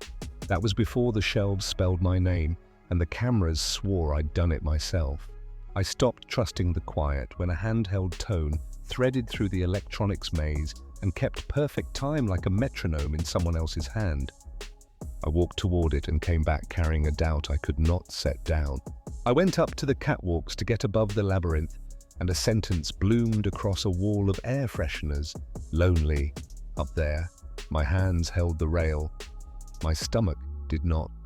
In the break room, magnets gathered into a grin that didn't have a face. Games are fun. Danny, but I'm getting bored. I didn't laugh. The camera said I did. This place stores everything: televisions, toothpaste, bolts, and truths you're better off not finding. The worst thing you can misplace is your sense of what's real. I've walked this warehouse long enough to catalogue not just the inventory, but the moods of concrete and metal. A constant vibration rises from refrigeration. Steel uprights breathe. A cold draft. The air tastes like cardboard and dusted plastic. I used to think I understood the building, that the aisles were straight, the math simple, the nights survivable. Then a new presence slipped between the pallets, no footsteps to follow, only choices made in my blind zones, choices that turned the place into a tightening coil. The corridors are long enough to carry your thoughts out of earshot and feed them back to you wearing different clothes. The first sign was a familiar tone that didn't come from my scanner. I checked the display, idle. Yet the pattern continued, methodical.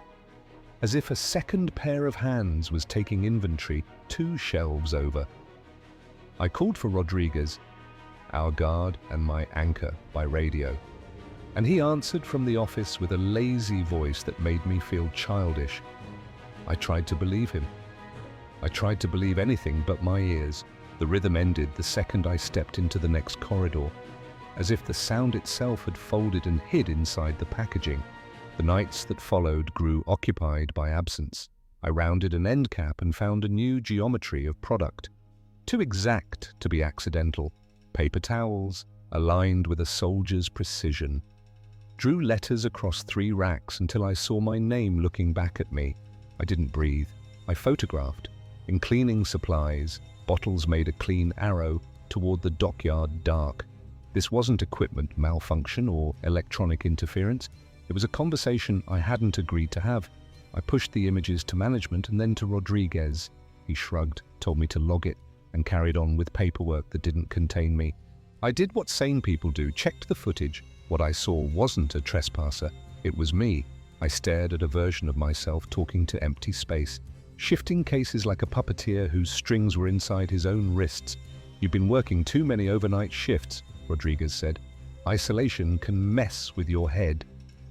The reasonable explanation settled on me like a hand over the eyes. It fit until it began to press. Reason failed me on a Friday. I climbed to the maintenance walkway to move like a shadow along the spine of the shelves. From that height, the aisles looked like alleys, and the product was cityscape. A figure passed below with the same scanner as mine. He placed air fresheners, like a mosaic artist, and stepped back, lonely up there. He did not look up. He didn't need to. He knew where I was. He knew because he had built my vantage point for me. The metal under my boots gave a thin complaint as I moved for the ladder. When I reached ground, the aisle was empty. The sentence intact, and my certainty punctured. I dialed out. Real officers arrived and treated the building like a crime scene. They found nothing. In the break room, they did find a smile made of magnets on a locker. Games are fun. Danny, but I'm getting bored. Then they rolled the footage. There I was again, solo, industrious, rehearsing laughter that never touched my throat. One of the officers asked if I was under stress. The gentle kind of question that wears soft shoes and stands near exits. I said no. I said someone else was here. They nodded in the way professionals nod when their next call is already whispering in their ear. By the next shift, the building had turned ceremonial. Hundreds of items, aligned as if a machine had thought too hard about geometry, formed a bright path down the central corridor toward the docks. This was an invitation. Rodriguez didn't answer the radio. His chair still held his warmth. His handset still held our frequency. The office, suddenly hollow, felt like a mouth that had swallowed its own tongue. I followed the path because there was nothing else to follow. Between 2 trailers, I found Rodriguez seated and bound, alive and vibrating with panic. Tape crossed his mouth. His eyes said 1,000 versions of my name. I moved to cut him free, and a voice close enough to touch my shoulder with syllables said, "Hello, Danny." I turned to face a man in a uniform close enough to ours to pass a quick glance. He held a scanner, a small notebook, and a history that reached me before he finished his first sentence. "You're probably wondering who I am. My name is Marcus." He told me about nights that never ended, about being let go, about sheltering here because nowhere else felt as solid. He had slept between shipments, washed in locker room showers, eaten from machines meant to serve lunch breaks. He asked if I had ever really measured a building this big, not square footage, but the space between camera cones. The pockets where sight doesn't land. "Do you know how easy it is to hide in a place this big?" he asked, and my body answered by wanting to be smaller. He turned the notebook so I could see a map that wasn't made of lines, but of me, my patterns, my habits, my calls home, my pauses. He had catalogued me like stock. Watching wasn't enough anymore. He said he wanted exchange. The messages, the arrangements, that was his way of knocking. He liked the part where I doubted myself. He liked seeing the building choose sides. I told him he had made me think my mind was breaking. He said he'd studied every camera angle in this place, every blind spot, and could move without being seen. If the tapes showed me setting stages, it was because he'd crafted them first and waited, letting the building do the lying on his behalf. In his version of the story, the cameras were not impartial. They were mirrors angled by a patient hand. I asked what he wanted. "Well, I want you to stay," he said. "Simple as a price tag. Work nights with me, keep the corridors true, share the long hours. Well, no more talking to the air." I told him I had a life beyond these aisles. His face emptied. "He was going to call the police," he added, glancing at Rodriguez. "I needed the game to last."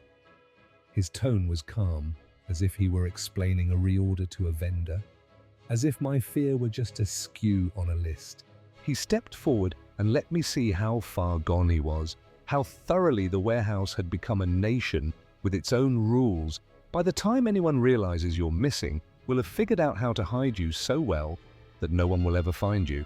That's when I remembered the one system he couldn't charm into compliance, the suppression grid overhead, plumbed into an alert spine that ran far beyond the property lines. He lifted a knife, a small thing, light enough to be an afterthought in a pocket. He said he'd severed the connection to the fire department weeks ago. It would only make a mess. He was wrong about what else it would touch. I moved. My hand found the alarm lever the way a hand finds a railing in the dark, by faith before physics. The pull was short. Lights shifted to emergency tones. Systems changed their loyalties. Water came down in a hard sheet that erased edges, turning every aisle into a river that didn't care what it carried. Packaging softened. Labels ran. The building that had been his shelter became a storm that didn't know his name. Marcus surged toward me, and for a second I saw the version of me the cameras had crafted, a man shouting at the air, lunging at nothing. Then the alarm network did what it was built to do. It told people we were here. Sirens outside became a pattern of red on wet concrete. Doors came alive with hands and tools. The warehouse accepted strangers and, in doing so, rejected Marcus. He ran, not like a man retreating, but like a resident defending a home from rain. He snatched at his notebook. It slipped. The pages pasted themselves to the floor. Rodriguez's chair skidded against a pallet as I cut the ties and pulled him toward the central aisle. We moved through a downpour that flattened my thoughts into a single instruction: out. When the responders entered, Marcus stood in the open and told them his home was drowning. He pointed at me as if I had broken a covenant. He kept talking about how the building and he were one document and I had torn a page from it. They led him away, not roughly, but as if handling someone who had mistaken the map for the territory and then decided to live inside the legend. Cleanup took days I didn't measure. Water can be gentle when you meet it in a glass, but in a warehouse it rewrites everything. Shelves that had felt permanent learned how to sway. Cardboard repented its belief in corners. There were items we could salvage, and there were items that accepted a different destiny. The company did what companies do: assessed, replaced, tightened, wrote memos about procedures with bullet points that forgot we are the bullets. I left. A smaller operation hired me, one where the aisles end before your thoughts do.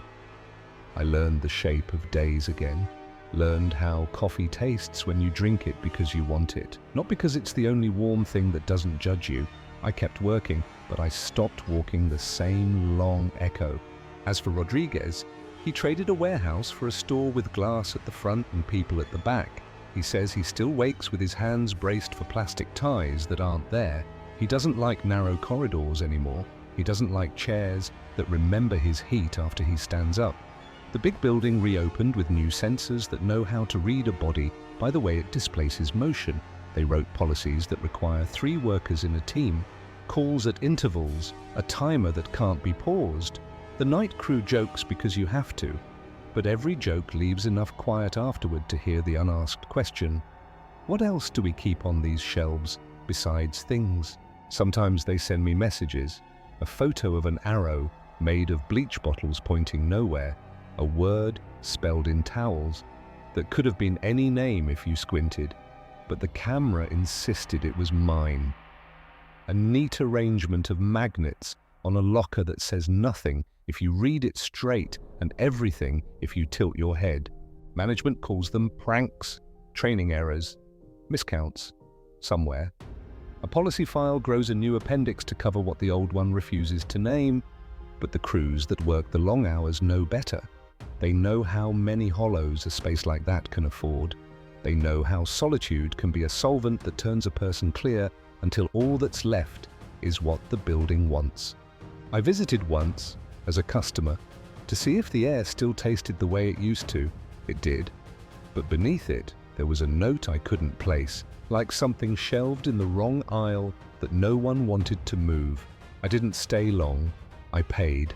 I stood by the glass and watched the reflection of the racks stack inside my eyes. On the way out, I caught my face in the door, and for a heartbeat, I looked like a man in a uniform that wasn't mine, holding a scanner I don't own.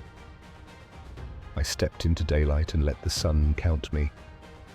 Outside, my name is only 5 letters. Inside, it was an arrangement of products that could be built again by hands that learned me on paper and practiced me in silence. If you ever work a place like that, bring more than hours. Bring a voice that knows when to call out and a friend who answers. Bring a way to measure yourself that no camera can edit. Bring the knowledge that some buildings are more than roofs and racks. They are ideas waiting for you to agree.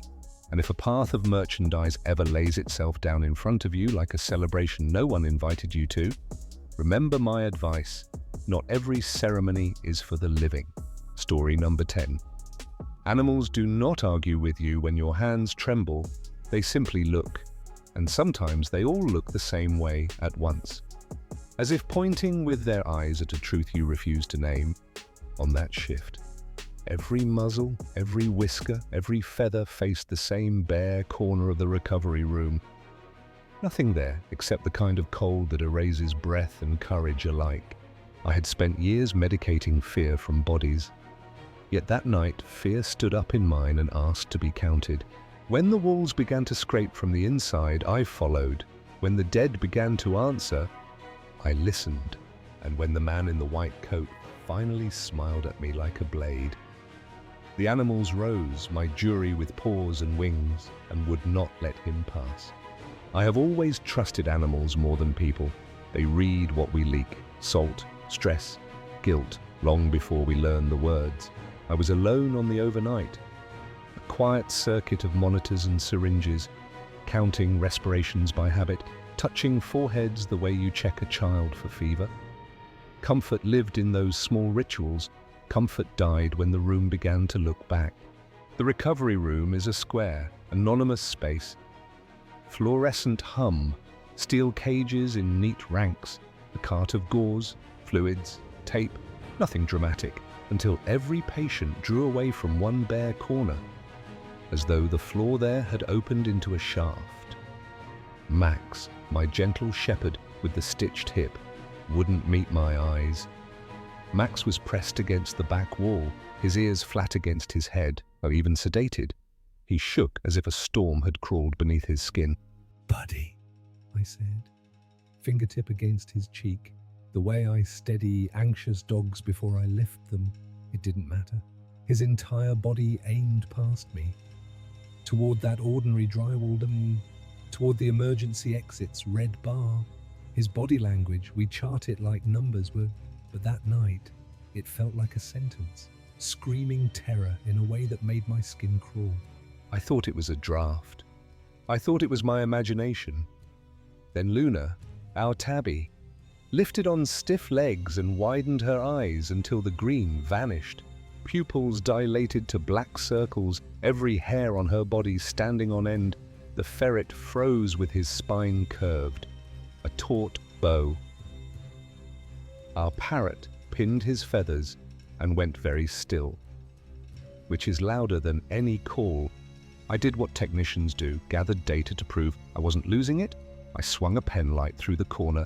I moved the cart and the towels. I opened the cabinet. Nothing.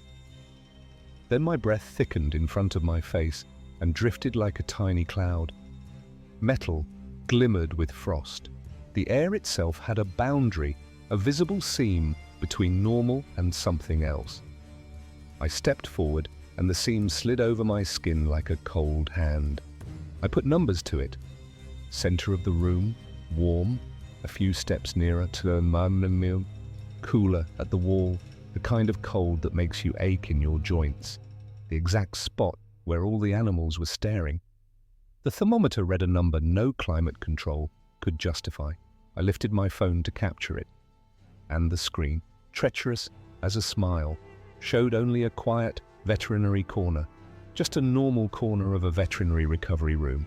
The animals didn't see normal. I stopped pretending I did. It is one thing to stand in a room and pretend the cold is a draft. It is another to feel the cold choose you. I spoke softly to a building. I told it I could not help if I did not understand. The answer came from inside the walls, an abrasive drag moving from the corner toward surgery, as if something with patience and claws was mapping the studs. I should have called my doctor on call. I did call. In fact, that voicemail turned my voice into a bead of doubt. I put the phone down, took the big flashlight, and followed the sound. The hallway despises drama. It exists for traffic and bleach. That night, it was a throat. I moved through it with the light thrown ahead. And each cage behind me answered by turning heads in unison, tracking the movement in the walls the way flowers follow sun. The animals' terrified cries didn't fill the hall. They tightened it, as if the building itself were bracing. The surgical suite is always colder. You expect it. The tile, the laminar flow. You expect it to pretend to be a place where nothing messy happens. I swept the beam across the stainless tables, the anesthetic machine, the trays lined like silver diction, the light snagged on a color no instrument wears. Behind the anesthesia machine, tucked by drapes, I found the first body, a shepherd. Not Max. Memory matched the markings before my mouth could make the name. This was Rex, a patient who had supposedly died during surgery. There are things you do, even alone. You check tags, you check the incision, you check the honesty of what you think you know. The incision told me one story. Deep scratches across his ribs, bite marks on his throat. They told another. There are no predators in a surgical suite, unless the predator hangs its coat in the doctor's lounge. Behind the oxygen tanks, 4 cats, all former patients who had allegedly died of polite causes, the kind that allow us to call owners and use words like compassion and inevitable, and at least you were with her. They were not arranged with cruelty. They were arranged with habit, collars, later, in a closet, tags, keychains with engraved nicknames, the kind of trophies a person pretends are keepsakes until the word refuses to fit. I reached for the phone on the wall and listened to it be a decoration. My cell offered the opposite of a dial tone, a blank, white refusal. That was when the sound in the walls hurried back the way we had come. You can be alone in a building, and also not alone at all. The difference is whether the building is on your side. I walked back toward recovery, and the air sharpened with the animals' fear. Not their voices, exactly, but the force that presses a trembling body flat against steel, because the steel is at least certain. That was when the doorway filled with a man whose smile had papers. Dr. Martinez did not raise his voice. He did not need to. He carried the authority of routine like a badge. "Sarah," he said, as if I were a problem to be entered into a chart. His voice calm and professional despite the chaos gritting the room. "What are you doing here?" I said the building's truth out loud. I told him what I had found. He told me about my medications. It is a particular skill, weaponizing concern. He asked if I remembered my last episode. He reminded me about hallucinations I had never had. He inserted a history into the file of me. It is hard to hold to the world when someone in a white coat begins moving your furniture. He was establishing a medical narrative, the kind that explains away inconvenient horror by filing it under you. I tried different words. I used the animals like evidence. They're all terrified. I said, "Something's wrong with that corner, Bumpty." He told me the animals are sedated. They're quiet and comfortable. He smiled with his mouth. His eyes measured the distance to the emergency exit. He avoided looking directly at the corner where all the animals were staring. That was the first time I let the thought form a spine. "You're the one killing them," I said. I said it softly, to see if the room would breathe differently. It did. Something in his face slipped. For a second, the performance lost its script and the man underneath looked bored. Then he reached for a phone. Not to dial emergency services, but to speed dial a story. Unstable tech, unsafe alone. Please send help. A help that would arrive with a signature line for me to surrender my version of events. I asked a question because sometimes a number punctures denial better than any speech. "How many?" I asked. "How many animals have you killed?" He put down the kindness. He spoke about mercy. He spoke about owners who cannot let go, about money poured into lungs that will not get better, about bodies without dignity. He did not use the word consent in any way that involved an owner or a living being. He wore justification like a lab coat. He called it kindness. "There are rooms where the dead can hear you." This was one of them. The building answered him with a draft-like judgment. The animals gathered their small courage like fists. In each cage, a spine straightened. If you have never watched an entire ward of animals choose a side, I wish that for you, and I do not. It is terrible, and it is holy. The latch on Luna's cage is a simple tongue of steel. I have closed it 1,000 times without thinking. It lifted. She slid through, small and certain, and launched for his face with the honesty of claws. Max stood.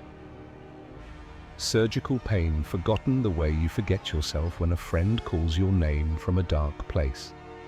Every animal that was physically capable of moving was loose in the recovery room, creating a furious barrier. I seized the emergency phone, heard real human breath on the other end, and said the worst sentence I have ever had to say. "Valley Animal Hospital? The veterinarian is trying to kill me." Behind me, the room became a tide. Feathers beat. Paws pressed. Teeth found fabric. Dr. Martinez lunged toward me with a syringe loaded for everything but me. Max swayed, then surged. And the man who called death a kindness tipped forward with his legs taken from under him. There are minutes that last an hour, and there are hours that fold to a minute. Time elected not to exist. Sequence did.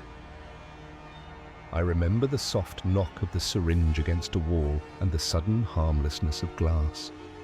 I remember my voice restoring itself as the operator kept me talking, grounding me with questions about numbers and addresses, little ordinary hooks to hold me above the flood. I remember the hallway answering with heavy feet. They found Dr. Martinez unconscious on the floor, surrounded by protective animals, while I huddled in the corner talking into the emergency phone. The officers did not understand at first what kind of scene this was. Then they did what good people do when reality exceeds training. They paid attention to the quiet. They listened to the animals reassemble themselves around me, to the way the room exhaled when the cuffs closed. There is a point after fear where grief begins breathing again. It is a tender, awkward animal, and it can stand up on its own. The investigation spoke the ugly math out loud. Over 2 years, he had killed 43 animals without authorization. Not swiftly and cleanly for a bad lung or a ruptured spleen, but stubbornly, secretly, and then lied to the faces of people who had trusted him with the things they loved. Some bodies in freezers, some burned, some hidden because even denial has a pantry. I gave statements, I signed things, I turned my hands over for photographs where the nurse in me saw the dryness around my cuticles and thought about lotion. The officer thanked Max as if he were a person, because he was, and kissed Luna's head without asking permission. The parrot, whom we had never managed to teach anything but the rhythm of the front door chime, cleared his throat and said nothing at all. I think he knew his work was done. Bureaucracies are made of time. Healing is made of attention. I had been good at the first. Now I wanted the second. I left the night shift behind me in a plastic tote of scrubs and pens. I took Luna home and let her choose her sleeping place. Max returned to his family with new scars and a new story someone would retell at dinner for years and never quite get right. Max recovered completely and lived 5 more happy years with his family. Luna was adopted by me. They closed the hospital, not immediately, because paperwork resists the idea of ghosts, but eventually, because word of mouth carries more voltage than any letterhead. Every potential buyer reported the same phenomenon Sarah had experienced: phantom scratching sounds in the walls, cold spots that defied explanation, and the persistent feeling that unseen eyes were watching them. I went back once with a rescue group to pick up donated equipment. We stood in the recovery room. The corner did not frost, but the air was busy with a hush that was not emptiness. People ask me what I believe. Atundas. I say I believe in cause and effect, in analgesia, in the way a warm compress can make a restless creature settle. I also believe that love is a physics we have not finished learning. Sometimes the dead don't rest until justice has been served. And I used to think that line belonged in a storybook. Now it belongs to a shepherd named Rex and 100 soft bodies who look the same way at once because they wanted me to live. The sanctuary where I work keeps a place for the complicated ones, animals whose bones and minds were badly used, who flinch at gestures that mean food or care because those gestures used to mean otherwise. We let them set the pace. We do not insist that healing look like forgetting. Some afternoons I sit in the shade with Luna on my lap and practice silence. The wind lays a hand on the grass. A distant truck mispronounces the road. Somewhere in me, an old fluorescent light buzzes, and I forgive it. People bring us collared ghosts in the form of stories. I listen. I do not ask for proof beyond the way their hands move when they speak. If the building back there still collects a tithe of winter in one corner, I hope it also collects peace. Heroes come in all forms, the brochures say, usually with a child's drawing of a dog smiling. That is true, and also incomplete. Heroes come with stitches and bad hips. They come with whiskers and a talent for locks. They come as a flock that refuses to part. The animals at Valley Animal Hospital didn't just save my life. They solved their own murders, ensuring that their killer faced justice. If you walk past that shuttered building on a cold day, you might feel eyes on you and think of danger. I feel eyes on me and think of guardianship. You can tell the difference. One pushes you toward the door, the other covers your back until you find the handle. Some people insist animals are only bodies, but goodbye. They say the word spirit like it's a trick, but I know that love creates connections that death can't break. They are not wrong to be cautious, though. They are only incomplete. The night I stopped an incinerator from having my name, a room full of companions decided my pulse mattered. That is a theology I can live with. When I lock up the sanctuary at dusk and the wind threads a path through chain link, I sometimes hear a soft weight settle beside me that is not Luna. I do not turn. I say, thank you, and go on counting the animals like prayers. Story number 11. I was hired to watch an empty building, and it started watching me back. 5 minutes inside and the air felt clinical, like a long closed mouth still holding the taste of secrets. I told myself ghosts weren't real, then found progress notes in fresh ink for people who never existed. Security work breeds boredom. Boredom breeds curiosity. Curiosity opens doors that should remain sealed. If I failed anyone that night, it wasn't the living. I'm Thomas Kane, a career guard who knows the difference between noise and threat. Rumor and fact.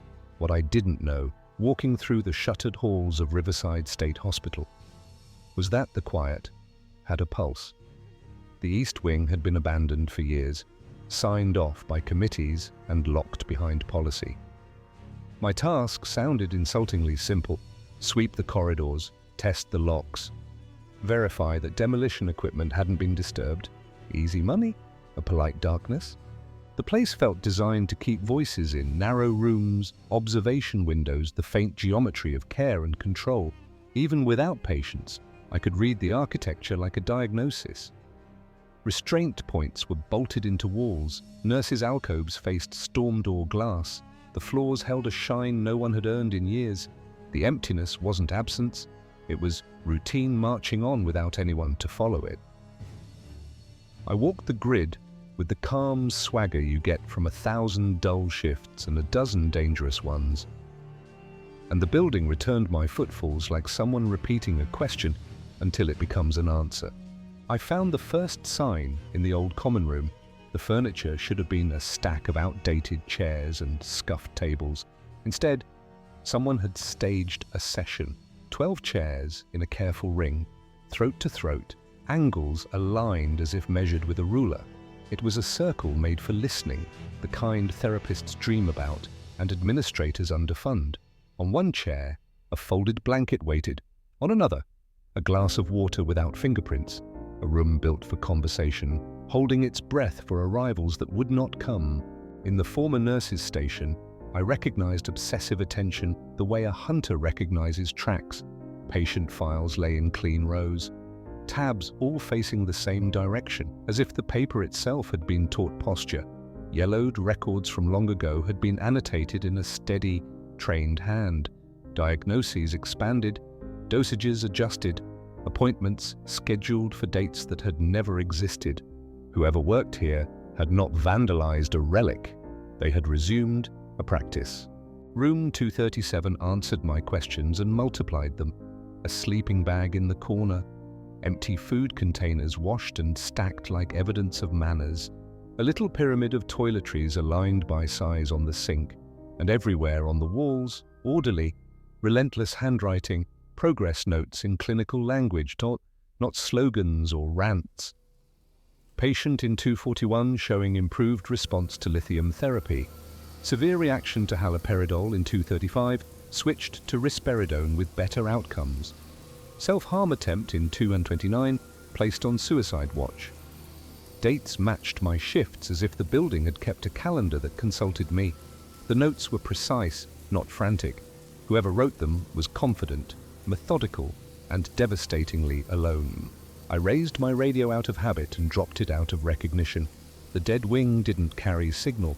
The living hospital across the campus might as well have been another country. Training says you retreat and call back up.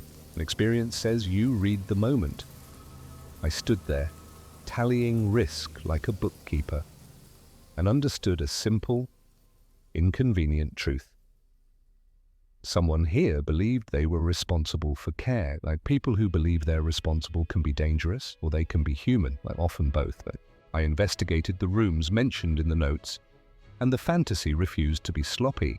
One room had been arranged for medication distribution, shelves labeled by time of day, empty bottles grouped by dose, a clipboard waiting for initials. Another space was staged for talk therapy. 2 chairs facing each other with a small notebook open to a dialogue that never took place. A third room had been softened for safety, edges padded, metal hidden from reach. I'd seen understaffed hospitals with less preparation than these rehearsed ghosts. The imagined unit ran with more compassion than some places I'd guarded while they still had budgets. Basements are where hospitals keep memory. I took the stairs down into the building's underthoughts, storage, records, the cabinets where paper outlives people. There I found a life crafted out of leftovers, an office drawn around a folding table, lamps run off a generator, binders lined up like vertebrae. The legitimate archives had been sorted with reverence and interleaved with hundreds of fabricated files describing complete psychiatric evaluations, family histories, treatment plans, and carefully timed medication schedules. Each imaginary person had a voice that sounded like regret mixed with hope. She sat at the center of it, writing by flashlight, hair silver and disciplined, posture telegraphing authority that no one had recently granted. I knew her before I knew her name. The main corridor upstairs still held staff photos, a gallery of people whose daily rounds had once decided the weather of this place. Her picture lingered among them. Chief psychiatrist. Time had failed to move her as thoroughly as it had moved everyone else. She looked up, calm as a librarian catching you in the biography section after hours, and nodded like colleagues do when the elevator door opens on a floor they both claim. "Oh, hello, Thomas," she said, as if she'd been expecting me. "You've been very thorough in your rounds." "Doctor," I answered, defaulting to respect the way you default to breathing. "What are you doing here?" "My job," she said, unbothered. "Taking care of my patients." It's easy to label what you don't understand. It's harder to listen. I listened. She spoke about schedules and side effects, about subtle shifts in mood that only long attention can catch. She spoke about administration as a weather system that always brought cold fronts through the wards. She spoke like a person who had not retired so much as been removed from a context where she made sense. The longer she spoke, the less the word delusion felt like a verdict, and the more it felt like a shelter. I tried truth.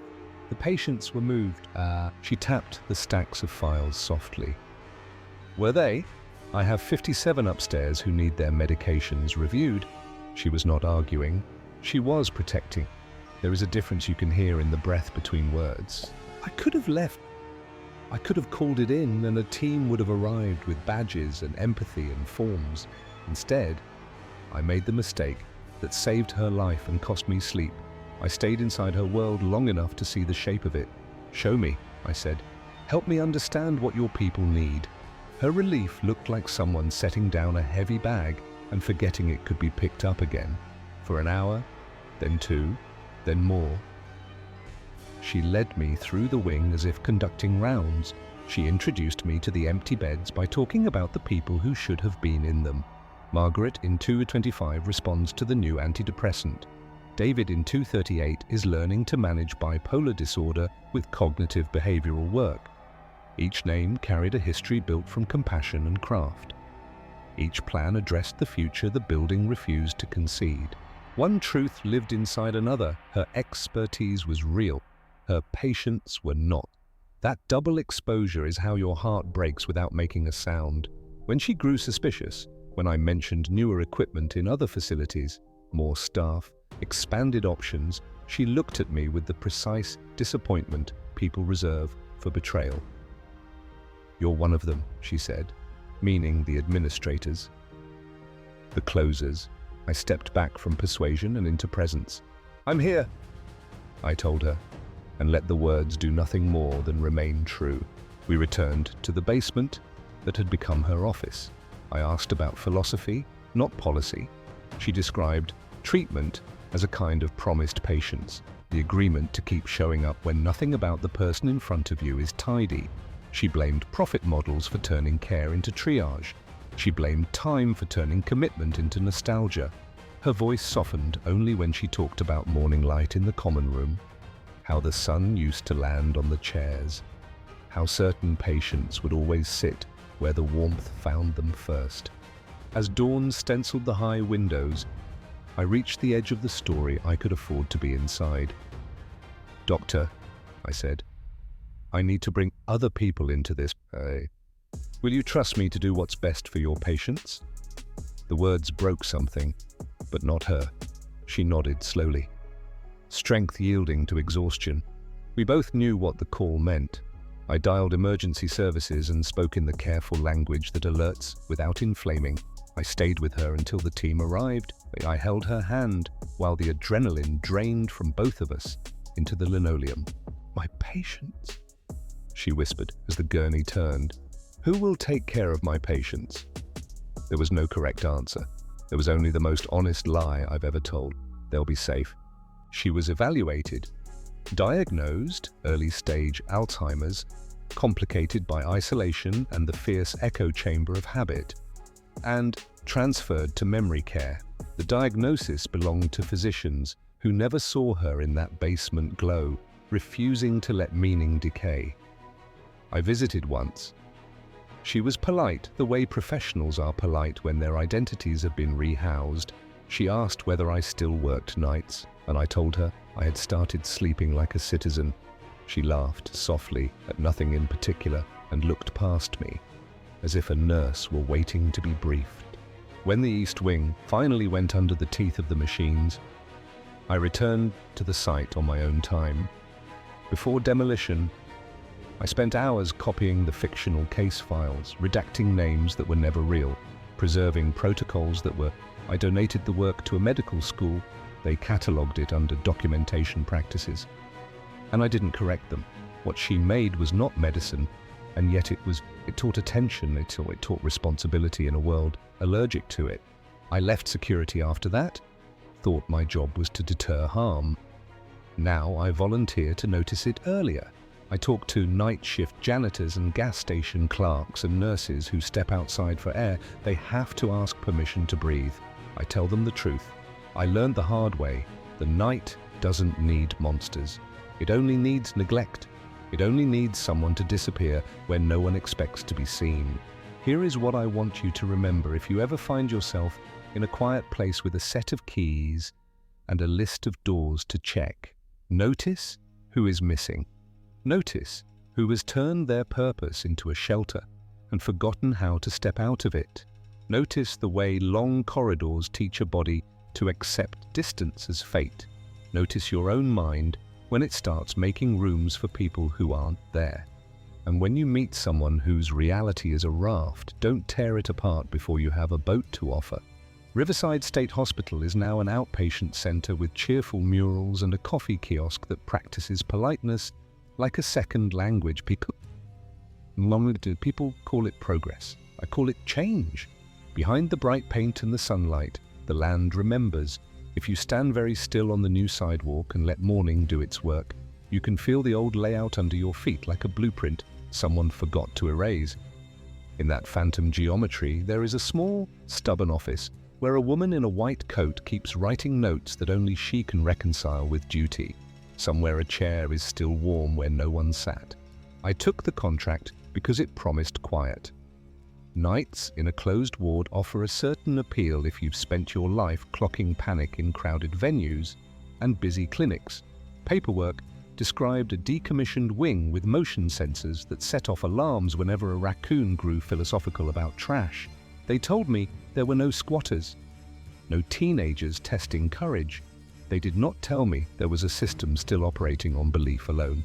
The first sweep mapped the terrain, long hallways with echo that came back opinionated, rooms that kept their temperatures like secrets.